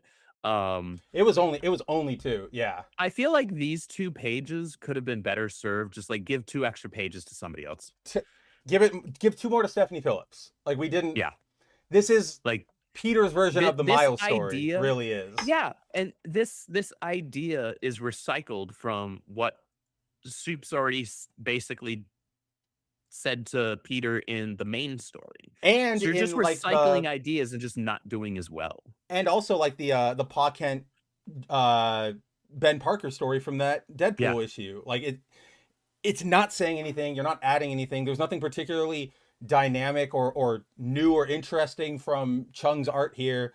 And I love Yeah. Chung. Like I do love Chung and I was excited, but it's just why did we do this? I don't even feel inspired walking away from it. Except I do like that like No. wow, that flying thing he does is so cool. Like that's a good little Like, like Spider-Man ending. But yeah. yeah, aside from that, just I don't know. So those are most of the backup stories. And so as you guys can kind of see, they range from bleh to fart to oh, there's some interesting things there. Except for one, and that is the one we skipped over. Because this is genuinely a good Incredible. story. And as Yeah. Andrew said, what were we to expect from anyone other than Jeff It's Johns and Gary Frank? Frank. You're not gonna get I think you're not gonna get anything better, to be Like, look at 100%. that thing, man. I'm not even a thing in or Fantastic Four fan in general, and thing looks freaking awesome. He man. looks like it is clobbering time, and you can tell like we're in the middle of a big brawl, and you know we get so basically the story of Jeff Johns's story, I guess for lack of a better term, is the gosh, how do I start? So we open with a bunch of, you know, superhero on superhero brawling. We got the Legion of Superheroes taking on pretty much everybody. The X-Men, Spider-Man, the Fantastic Four. Pretty fun to see, you know, these various battles and matchups from Gary Frank, Cloak and Dagger there. That's pretty cool. Never in a million years did I think I'd get to see a Gary Frank Cloak and Dagger.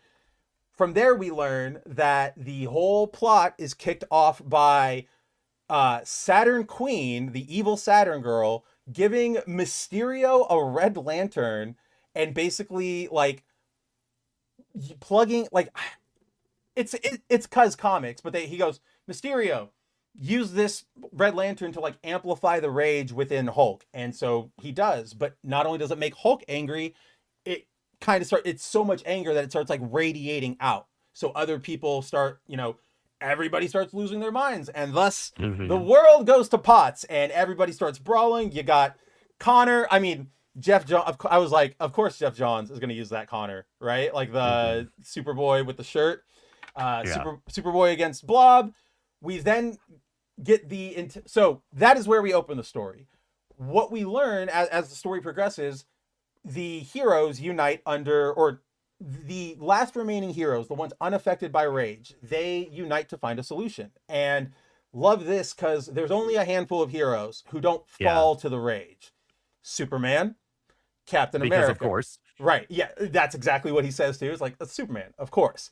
Cap 2, you know, doesn't even have to explain that.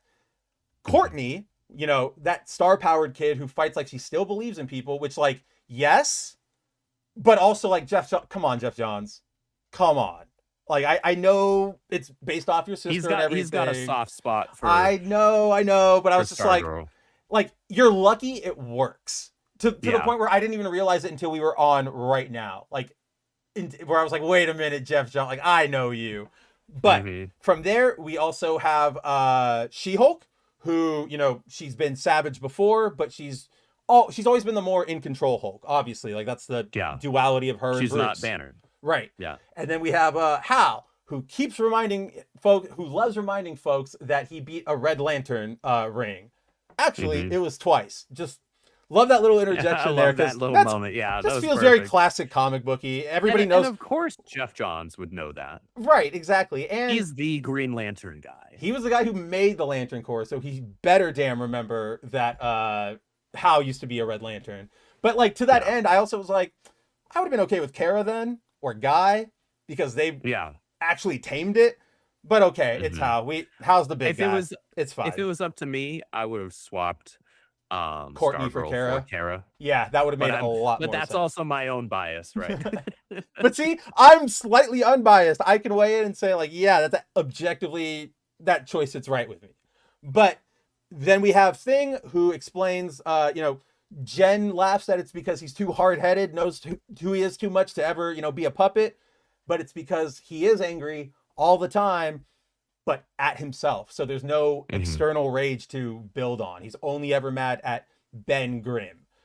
And then, Superman, so the way they all get together, they meet. Eventually, Superman said there was only one play left, the move nobody had the guts to even try. So they all rush in. And I love that we, look at that action shot. Gary Frank's here. This again feels sort of like where we were with Doomsday. With Doomsday Clock. Like, it feels good. It feels like it's hectic. There's things going on. But instead of that brawl being the end of it, Superman talks to Hulk. And it was the first time Thing says that he ever saw the Hulk listen and feel something besides anger. And with that, that's it. Superman just talks to Bruce. And eventually the Hulk, shrinks down. He cries. And it's all over. With that, they arrest all the villains. They clean it up. And this is like the better lesson we get, even over Miles, even over Spider-Man, right? Like, Ben just doesn't get it. He's like, when everything was going on, like, how do you like do this?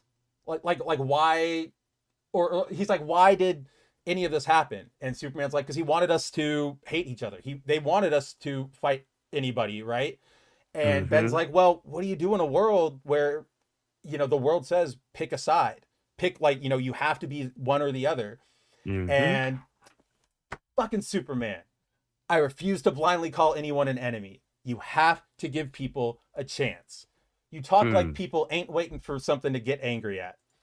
Anger's easy. Anger's easy. Listening's hard. Face-to-face still matters. Real people, real conversation. It's not always clobbering time, Ben.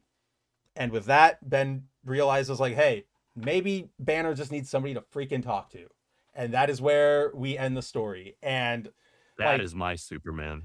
I wanted to point out, good on Frank and Johns. Like, they still gave us all the heroes rushing into action and doing something, even though the full resolution of this was not even close to a punch, right? So amazing writing there and layout from Johns and Frank.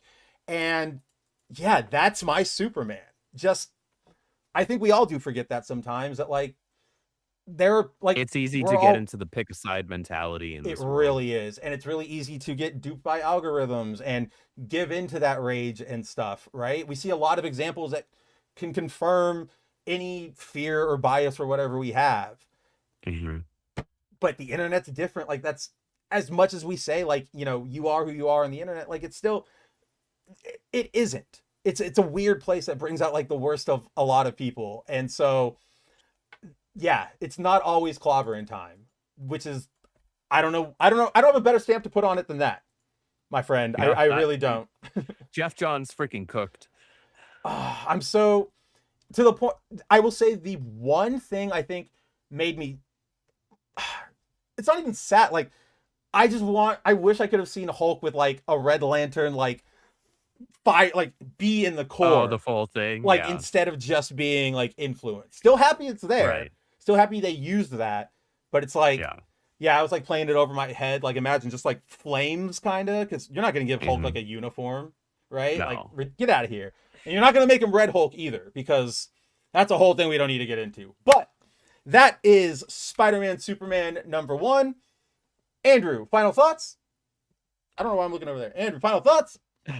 You know, um, just like with the other crossover, and I think what's been pretty in line with these crossovers in general is that you have a couple of really standout stories, and then the rest are like, or bleh. But the ones that hit, man, they hit They well. they hit so well.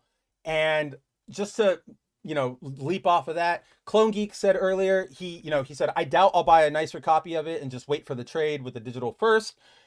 Here's I'm so bummed about these things. Kind of what you and I were talking about with like why are they doing 2 issues each instead of just one?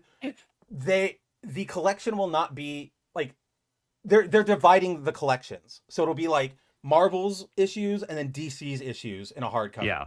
And that bums me the hell out because 2 issues of Batman Deadpool, 2 issues of Spider-Man Superman, that seems like a perfect omnibus. And Yeah. They or probably don't hardcover, wanna- not hard, it's not omnibus size, but just hard covered. Yeah, I wonder if it's because maybe figuring out the profit split between it's a extra pain in the butt, which I imagine these kinds of crossovers probably already are But they to could some probably degree. I would agree with that, except we know they have a framework of some kind and a recent one because they did the Yeah. omnibuses They did for the the reprint. amalgam and the old Yeah. crossovers. So it, to me, it's just another one of those like for all the praise we can give, Scott Snyder with Absolute Batman or, Peach Momoko with X-Men or whomever you want to give it to. They're still at they're still under a corporate publisher who is Yeah. going to nickel and dime the shit out of us because they can, which Mhm. I don't That's true. know. We'll see. I'm with you. I wish they would instead just do the Superman, Spider-Man thing bundled together. Um, but Like I to don't know. get this Maybe story. that comes to like there. Maybe it was as simple as this. Maybe they couldn't come to an agreement about what to call each collection, whether it's the Superman and Spider-Man or Spider-Man and Superman, That's a good instead of point. just calling it DC and Marvel or Marvel and DC. Blah blah blah blah blah. Like I don't know. Siegfried and That's Royding all it. above my. I could see it. I could believe it. Yeah. I also I don't know know. they have more crossovers cooking, so who knows? Maybe at I the end of the hope that when day, they do bundle those, that they also add the ones that were initially only on the they are online. like They the are? Thor, the Thor Flash one or the Fantastic Four Flash one Oh, or they whatever it are. was. Those are included Nice. re- Okay. per respective publisher, which is Cool. stupid Okay, that again. makes me But yeah, happy. they are including those, which woo, because that Flash one's actually kind of fun. Yeah. But let's see. All right, guys. As Andrew and I predicted, we got a little lost in the sauce with Spider-Man Superman. What did you expect? It was a crossover between two It of was our meaty. our big guys, like our big swingers here on the show. Our it would have only taken up more time if it was Spider-Man Flash and it was a full issue. Like that's the Okay, only way yeah. this would have taken up more time. But with that, I think we're gonna we're gonna not cut the episode short, but we're gonna cut our talk load or what that sounds disgusting and awful, but instead of hitting Death Spiral this week, we are going to save that for the next Venom or just the next opportunity because there's a lot we can get into there and we're coming up on time and obviously Andrew's been at this a lot all day. We got to get his ass out of here. The boy is tired. So, Andrew, with our mission of It's getting you prime out of time. here, that's what I like to hear. Oh, let's is go. prime time, everybody. We are back with a new issue of Joshua Williamson and Dan Mora's Superman, and by God, this run just keeps delivering. It's I in love contention this for book. best book at DC right now. Like even with Absolute for me, like the Absolute Mhm. line, like this is such a damn good book. I have so much fun with it every time it drops. So if you guys, just to catch everybody up, if you don't remember, we have right now Superman Prime is operating as Superman, the main Superman of Metropolis of the DCU, while Clark is somewhere. He is full of cosmic energy after DCKO. He's out there spreading hope and joy. We'll see him in a bit. A lot of people are wondering, but we know he'll return. So in the meantime, Play back. Superboy Prime says, hey, maybe this will be my chance to, go on my redemption arc. If you guys remember last issue, we kind of got the setup for his life. He, has a secret identity. He's got a new little apartment. He works at a comic book shop now. And all of this really is at the nudging of Lois. because Mhm. Superboy Prime is stuck in our universe and he's bored and he doesn't really know what to do with himself. And Lois kind of needles him the right way to be like, well, essentially, like, what would Superman do? And he went, Yeah. ah, crap, you're right. Okay, what would he do? So we essentially have Prime trying to be Superman, but in his own way. And in the Yeah. sense that, like, we're not doing like a self-discovery thing here. We're not doing those No. coming of ages here. It's just, he knows what he's got to do. He's just not, he's not going to be a reporter, yada, yada, yada, yada. He's going to be Prime. So we enter or we open with just a quick recap of what he's been up to, fighting a lot of elder gods, sightseeing around the world, visiting Themyscira, or is it Themyscira? I have no idea. I Yeah. love how that feels like it's because there's fan debates, right? About how There- like how do you actually pronounce that, right? And so he's doing the Superboy thing where he's like layering in very meta stuff. Well, into it's the very like dialogue. you and I go between the pronunciations of like Themyscira, like in Yeah. like in mid sentence because Yeah. it's so open ended. So yeah, I did like that, and then I liked his little note. I thought if a dork like Steve Trevor could do it, so could I. The Amazons were love not fans of that, right? So in his new sort of life, Prime is he. If you guys remember, near the end of DCKO, Prime introduced himself to the Kents with Mhm. Lois's, blessing, urging, help. With that, he is now sort of, seeking them out to get to know them, talk to them, because they are so. He wants to be Superman, and they're so different from his parents, Mhm. who aren't even. Yeah. I forget, like they don't even have like it's not Ma and Pa, like, or it's not Jonathan and Martha. It's two different Kents in Prime's Yeah. reality. That if you guys remember, he's killed like 3 times. He like kills them. They revive with a crisis. He kills them again. They live in fear of him. He kills them. Like, Mhm. he's not great about it. And, he kind of drops a hint to that where he's eaten up and he tells Mom and Pa, I'm glad you two are alive. And they both kind of like, They're going like what? what? And we get this great kind of like, this must sound insane to anybody who isn't Oh yeah. maybe Batman, right? Like, Mhm. he just straight up starts telling them, like, there are fans who, want Clark Kent's parents dead or, alive. Some of them want you to have a heart attack. Personally, I like it when you're here. Like, he's just being a comic book fan. And I do love I like that Wade's able to make fun of himself because Wade like he says, surprisingly, Mark Wade wishes you two were 6 feet under. And we get a little editor's box that says, this is true. And I like that because that's admittedly the controversial stance. So Yeah. that to me felt like Wade going like, I know, I like the red and blue Superman suit, right? Like, I'm on the minority here. Yeah. So it's like, that's good on you, Mark Wade. But from there, we learn, this bottom shot down here of like Martha and Jonathan like doing dishes and like scooping up food, it feels very anime to me. And maybe it's because of the other panels with like a bunch of plates stacked on Superboy, but it gives me that Goku, right? Like when Goku's like training and he's like, oh, I gotta like eat everything. Yeah. And it makes sense and I like it. It's just a nod to like, this is what Dan Mora does. He likes his anime influence a lot, his Dragon Ball influence a lot. From there, we get the note that anytime Superboy Prime leaves Metropolis, he is watched by members of the Justice League. I'm glad Dan Mora loves this new Firewolf guy. I think it's like his He really personal does. He favorite. draws him wicked cool. And he draws him everywhere. Like any Justice League related thing, he's like, put that motherfucker there. And I like him. So I'm just At happy this to point, see it's him. where's Wolfie? Where's Wolfie? Dude, I want the Spider-Man tree frog guy. I hope he sticks around. So then, from there, we just get a lot of, Prime is sort of unsure of himself, gets a pep talk from the Kents, and he goes, I've just been having a hard time. They go, tell us what happened. And we cut back to at work. He is, he's basically running the place. The hot girl who works there, a hot girl who stops in, she wants to, she invites him over to read comic books. But to which our Chad hero says, why would I go over to your house to do that? I got all the comics I need right here.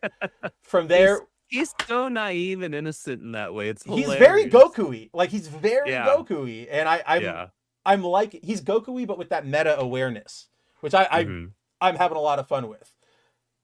Cut to, he's got girls throwing themselves at his feet. his boss is super impressed with his work, even if he is late very often and he's a little rough with the customers, or he gets too passionate about certain comics, to which we get a panel of Superboy Prime yelling they should be married, which, and we know, by God, we know exactly who he's talking about, don't we? Nick Lowe, don't we? Nick Lowe. So with that, his boss basically says, like, all right, you're doing great, but you need to, like, show up on time. Like, I want to make you employee of the month. You're doing great, but, like, come on. Like, it's very Peter Parker-y almost, tardy. Right? Yeah. Like I believe in you. You're great at this, but I can't really commit to you or like fully trust you because you'd never show up on time and you're spotty.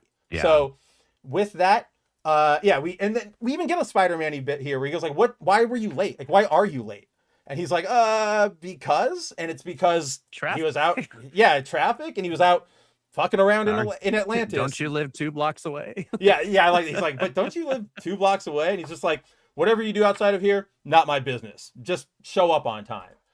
Mm-hmm. With that, we cut to Superboy continuing his sightseeing tour, which tonight brings us to Crime Alley, where I actually like this reflection he has, because he gets there and he's like, wow, to see such a place of importance in person, it's not what I thought. I didn't think this would feel so morbid and gross, which, like, I think a lot of us have gotten there with that scene at this point, where it's like, we know, stop doing it. Like, we don't need to see 2 people continually getting murdered. Just move on. We know what Batman is. But with that, he met one Superboy last week. It's time for Damian to meet another Superboy this week. He jumps in, tries to take out Prime, basically just says, get out of here. I don't trust you. I don't like you. Superboy Prime says, okay, I get that, but I'm here for a reason. I wanted to ask you. You started out as like a snot. Nobody liked you, right? How did you turn that around? And Damian's basically like, piss off. I don't care. Like, I don't want to work. Like, go away. With that, he goes, okay, well, let me help you with what you're doing. And Damian says, I'm tracking a stolen shipment of chemicals, which inevitably leads them to Clayface, who is planted a bunch of bombs throughout the... Dan Moore's Clayface looks crazy. Dan Moore's Clayface is great. Look at the detail there. He's very clearly, too, taking from animated series, right? Oh, 100%. Which Superboy Prime comments on, right? He says, hey, so I'm mostly a pre-Crisis fan, but I gotta say, you are legit my favorite version of Clayface. And I'm like, yeah. I liked the turn he had that was in Rebirth, where he was part of the team. Of course, that was never going to last because writers are stupid and DC hates good things. That was during Tynion's Detective Comics. Yeah, and I liked that too. Like, I liked that turn with for the Belfry him. And all of that. Yep.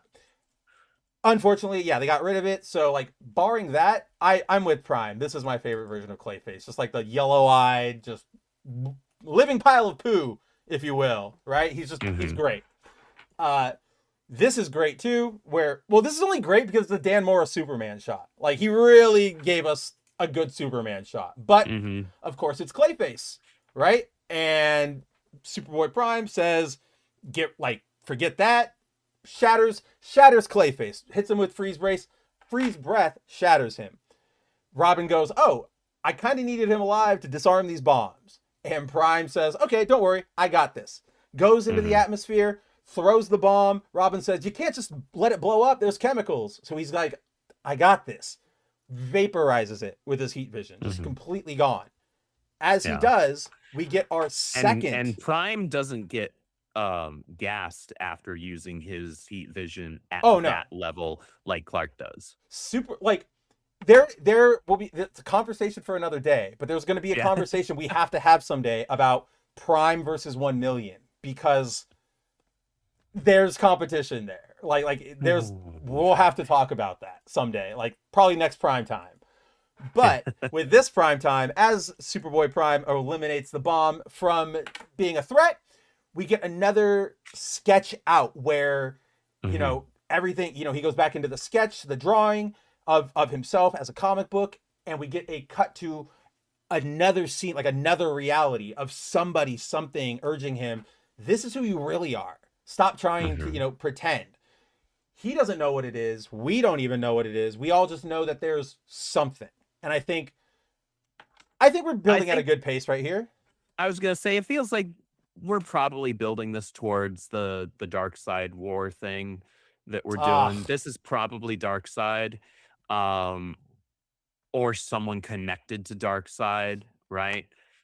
I would buy that it's oh gosh, why am I blanking on his name right? oh no. Desaad? Yeah, decide. You got him. That's the Um like emotion manipulator, torturer yeah, yeah, guy. Yeah, yeah. you got him. So I could believe that it could be him. It could be Darkseid's, ethereal energy reaching out from somewhere or something. Because comics, Cause um, comics. or a weirder pull would be it being somebody else that's like kind of outside of time. Somebody like Paradox or something like that. That'd be a weird pull. But Joshua Williamson was the last person to use Paradox during his Flash run during that Nothing arc. Yes, but okay. Those are like that's valid to me. Let me drop two that are my kind of out of pocket, but Okay. we can't say no because I'll convince you why. And it's related to uh look at the text boxes here. So this is the first time this entity speaks to Prime. And we get Mhm. purple boxes and the purple Mhm. energy and purple black. That Yeah. makes me think two people. One, time trapper. Him time trapper, right? Because he's saying like this is who you really are. The only way out is to punch. Like that's the only way you can change things. So Mm. purple, Superboy Prime, Okay. I could see that. Not, I mean, I'll let like off the top of my head, that's something where I'm like, Williamson will have to cook with that before Mhm. I like that. Like that's very weird to me. Yeah. Purple says Prime, like knows Prime's true, origin sort of, and knows that like he hits that point about like punching your way out of things. Purple text boxes, otherworldly out of time character. I can't believe you hit Paradox before you hit our boy who we were Oh. just talking about. Pariah's still walking around Yeah. in the DCU after Dark Crisis, and he's pissed off. Yeah. No. And I'm very, very, the, very the worried. the second you got like halfway through that statement, I was like, oh my god, yep. I like this happens every time. You and I are like, remember that stupid thing? And then like the Yeah. next Wednesday, DC or Marvel goes, stupid thing, next event. And it's just like, oh my Yeah. God, I can't believe it. I can't believe it. Oh But gosh. so we'll find out, I'm sure, in the coming months. As Andrew said, probably as we lead into the next big old crisis, unfortunately, what is going on with that. But in the meantime, we lock back into Williamson's Superman right here. Superboy awakens, finds that Damian is hanging out, watching over him. Damian says, yeah, you landed, you blacked out, and so I stood here to, make sure nothing happened to you. And there's a nice little detail I like here, which is, in terms of continuity, where Superboy Prime goes, did you really risk getting caught by the GCPD to make sure I was okay?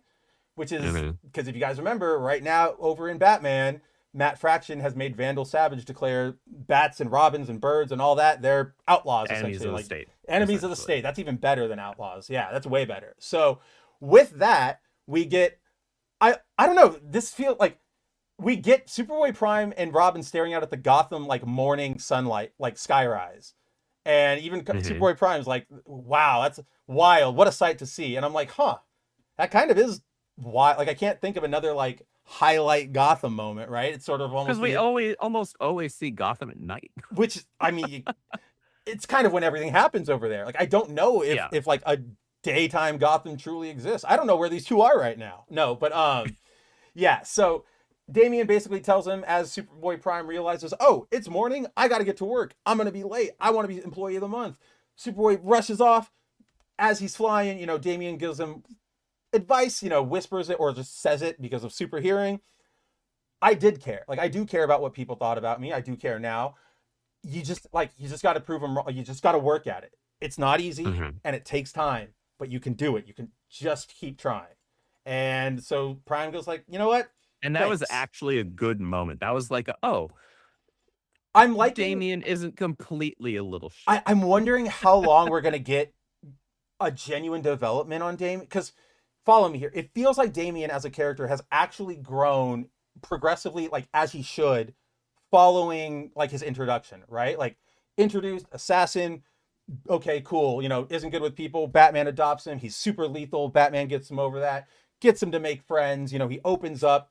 Even Yeah. here, he's not being a little shit. Like he tells him like, I don't have time for you, which, okay, Damien, but there's not a lot of that. Remember, Damien is mission focused. right. There's not a lot of that. Like, I'm better than you. You're stupid. Get the hell out of my way. He's just like, this Which is is Gotham. how, a younger Damien would have been. Exactly. And so I'm like, I like this growth for him throughout all these books, but we know like he'll have to play a role in something big, like a crossover, because DC can't resist it, and we'll reset to some like he'll be written in that main book as like a shitty little snot, and it'll be like, God, nobody knows what we're doing here. Nobody wants to talk. Yeah.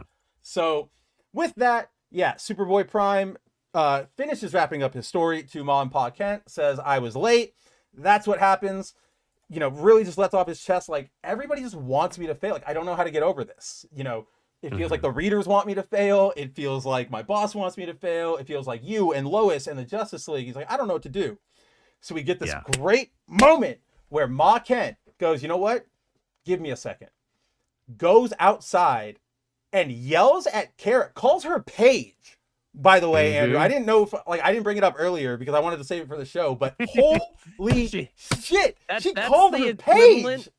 That coming from Ma Kent is the equivalent of either of your parents using your full ass name from across the house, and you automatically know, like, you are and this is like if you're like a woman and you got married and you took on your husband's name, and then like your dad said, your mom or dad says like your birth name.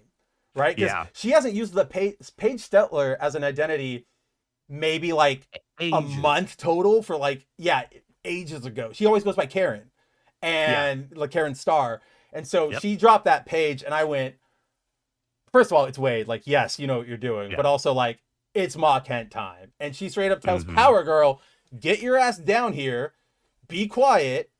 I know I know everybody's angry at what Prime did, but you can't always approach him expecting him to be that. Otherwise, you're never going to give him an opportunity to grow. And Kara goes, fine, you're right. And she tells everybody back to the Watchtower. And so Mom and Pa Kent and Clark go, all right, we're good. We can have our little... Tell us about that pretty girl. Tell us about that pretty girl at work, where we cut back and we follow that girl. She's coming home from the comic book shop. It looks like she lives in a very derelict, abandoned, even condemned building. As she's walking home, she starts screaming, hello, I'm back. Starts talking to whoever she's addressing. I met a nice boy at the comic book store. He's so innocent, maybe a little naive, really cute, wouldn't hurt a fly. He's perfect. For our sacrifice. And that's when we learn we've got Witchfire on the board, right? Which no, but fun little poll here from Mark Waid, going deeper into that DC continuity. For those who don't know, Witchfire's actually been around. She is a magical, she's kind of like what's the right example here? Like a Booster Gold but successful, right? Like she wants to use her magic to be famous. Because she didn't really care about that until she got saved by Superman one day and went, I guess I can try the superheroes thing out, right? But her main focus is like, how can I, be Emma Frost if Emma Frost was selfish instead of caring about mutants, almost. So this is a new turn for her, seeing her as like a teenager. Obviously, it's magic. I'm not really upset about that at all. They'll reveal it. But, that is where we leave off. Superboy Prime's first real Metropolis opponent is going to be magic based, which if you guys remember, if you read the crossover earlier, Superman and everybody hit it a million different times. His biggest weakness after the kryptonite, magic. So I don't know. I'm excited to see it. I know a lot for Prime doesn't have the magic weakness. Doesn't he? Oh, no. He doesn't. That's Prime, right. Remember, he gets hit by magic in Infinite Crisis, and then he says it tickled. And that's where everybody thought it was going to like squad. Yeah, the squad thought that was going to be what did it, because they just thought of him as another multiversal Clark, right? Another multiverse Superman, and Superman is well known to have that weakness to magic, right? After kryptonite, it's magic, but that was a major oh crap moment in that event. Oh man, because no, keep going. He's not weak to it. Oh, I like you reminding me of that is like I wish we had another Spider-Man Superman coming out because now I want to see like Prime up against God potential Carnage.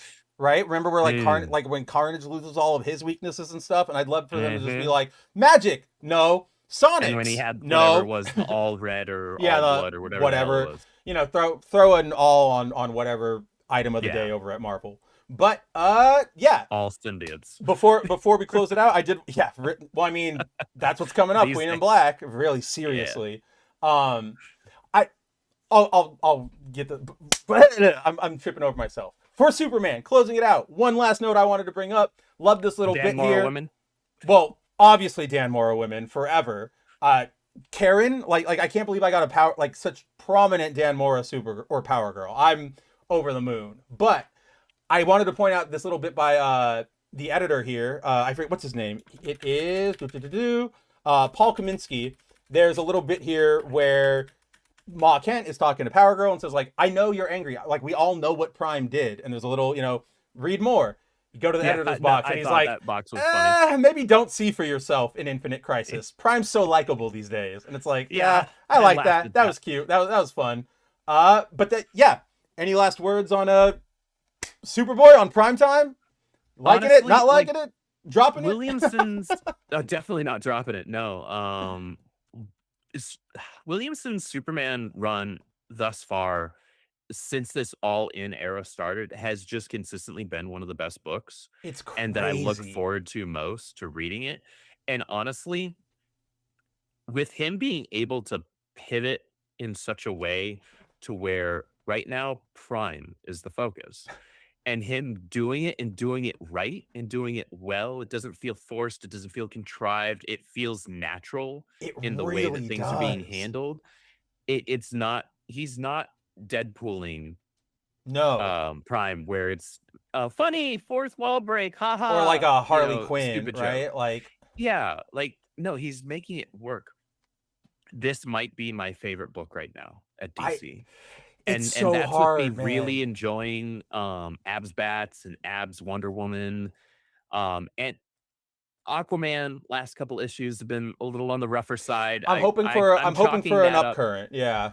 Yeah, I'm chalking. Oh, good usage, good Yeah, usage. you like that? You like that? That's good. I appreciate Give me that. that job at Marvel. I'm chalking that up right now to the after effects of the stupid KO event. Um, so because we both know DC what okay. Adams is like, yeah, we know what he's capable of because he was Which cooking on Aquaman and up they until just that event. smashed it to like you got to wrap this the hell up. And I mean, Hmm. that's not even getting into the whole oh my god, like we don't have time tonight, guys, because like I actually do got to get out of here. I know Andrew's tired, but in Justice League Unlimited right now, they and this is funny because you sent me that post earlier on Twitter where somebody's like, how did Mark Wade and Dan Mora's Unlimited like Justice League book become so like it doesn't matter. It's so Yeah, it inconsequential. doesn't feel like it matters now. And like you you sent me that and I remembered that in this week's issue they introduced like, oh, hey, there's a very quick blurb at the end of DCKO number 5, and I had to go back and look, where Mr. Terrific's like, everybody who was in the like vicinity of the tournament just got hit with a blast of energy of like Omega energy. We don't know what's happening. Stand by. It's one Mhm. panel, and then in Yeah, Unlimited last week or the last issue, they went, oh, everybody who got hit by that blast was a participant in the tournament, and now they got a vision of like what they're supposed to do to be like more successful in the next tournament or like in the next fight against Darkseid.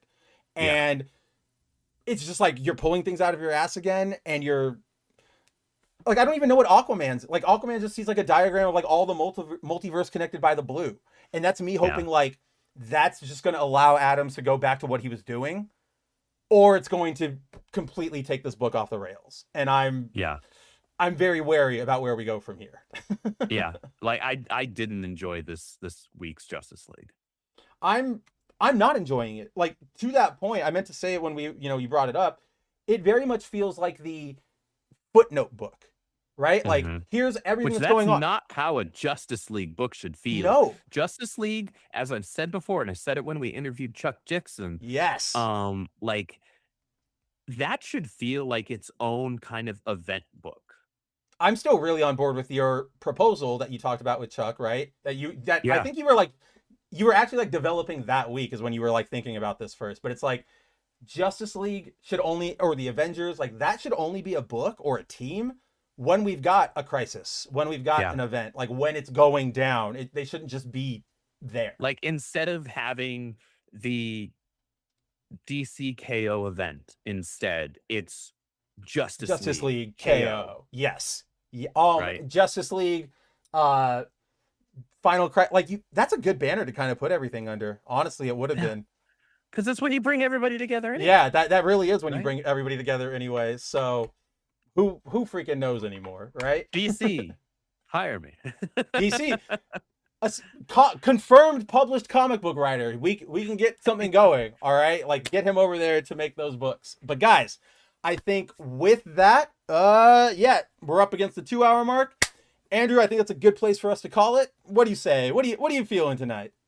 I say that's a good place to call it. We got through the very meaty crossover book. We got through Prime Time, which remains peak, absolute peak. That book is wonderful. It was so much fun. So yeah, I think next week is a super small week in terms of polls, at least for Good. me. It I only probably is have for me. I was looking at my League of Comic Geeks app, and it was like, hey, you only have Ultimates 23 and Uncanny X-Men. I'm like, really? Okay. Man, Ultimate, Well, like it's weird to me that that's only on 23. Everything else is finished. Like whatever you guys screwed up, you really they screwed it up. goofed. Like They goofed. They goofed, and the worst part is I don't even care anymore. I don't care. Did you okay, before we close out, did you finish Ultimate Wolverine? Yeah. What the hell was the point of that? Why did we get 4 extra issues? Right? Like Nothing happened. There was no point to any of it. I hate to say like I was so told you so, but I baffled. remember when they extended it, you were like, I'm open. I like these characters. And I was like, no, but the narrative's weird, man. This isn't going to be good. I hate being right, but God, that book. You were right. You were right, and I We was got wrong 4 there. issues to kill Ileana, and then nothing. They don't even try Yep. to like link up with the other Ultimates. I don't know. It's dumb. But Andrew, what do you got for everybody? What do you want to promote before we get out of here? Guys, please head over to Room of Requirement here on YouTube and subscribe and check out the videos that Mary and I and Dylan he's one of our editors on there that we've all been working on. We're working really hard on that channel in preparation and anticipation for the reboot series to pop off, and hopefully we'll catch some wind and some momentum there. Oh, definitely. Yeah. But it's just been a ton of fun to it's like it's like when you and I talk comics, right? Yes. It's fun to be able to channel your passion for something into something, right? So just like we have a blast on our podcast, um, we have a blast creating these Harry Potter videos. So guys, please check And that it out. pays Thank off you to and it comes everybody through. that's Yeah. already been doing it. And then please check out our Extreme False Start #1 over on ripperverse.com. That is up for pre-order. It's been up for pre-order now for 2 weeks, I think. Yeah, I think 2 weeks as Yeah, I of think 2 today. weeks. I think 2 weeks. And the response to it's been fantastic so far. Everybody's super excited. I've got a lot of artists reaching out to me, wanting to know like, hey, you want any covers, things like that.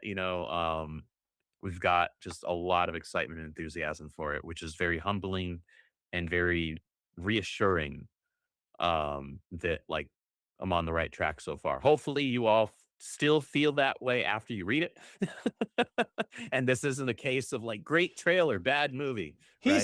says this, but we all know it's going to be an outpouring, like another huge explosion of like, we love this, give us more. We've seen the fan art, all right? We've I seen it pour certainly out. hope so. I certainly hope so. So, guys, thank you to anybody who has already supported by pre-ordering that book.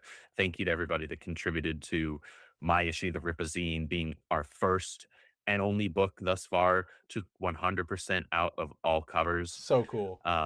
which is pretty rad. It's also, so I didn't know this. It was also our first T-shirt to fully sell out. That's right. well. Yeah. The black one, right? With Um, just like the logo. Yeah, the black one with the logo and Zephyr on the front running.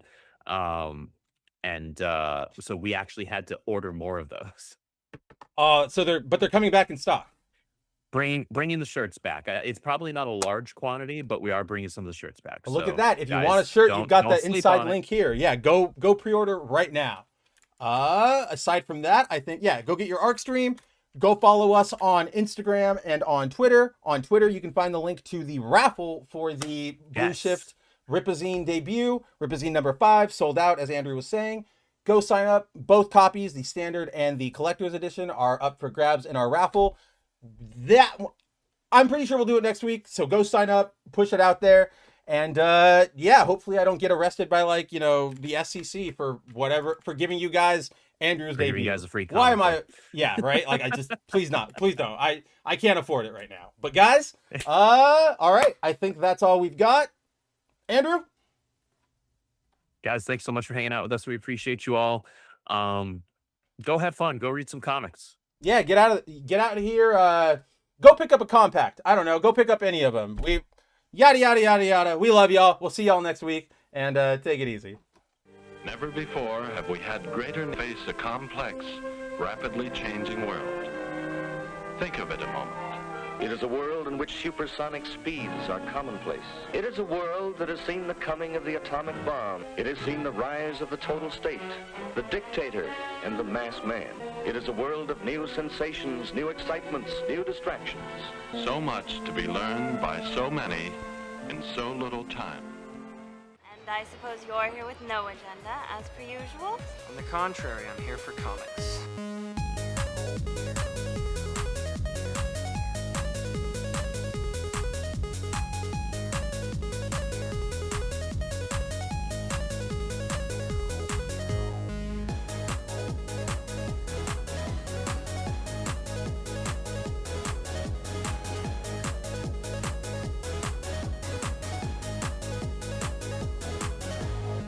Hey, what kind of man are you anyway? I'm talking comics and you bring up chicks and romance?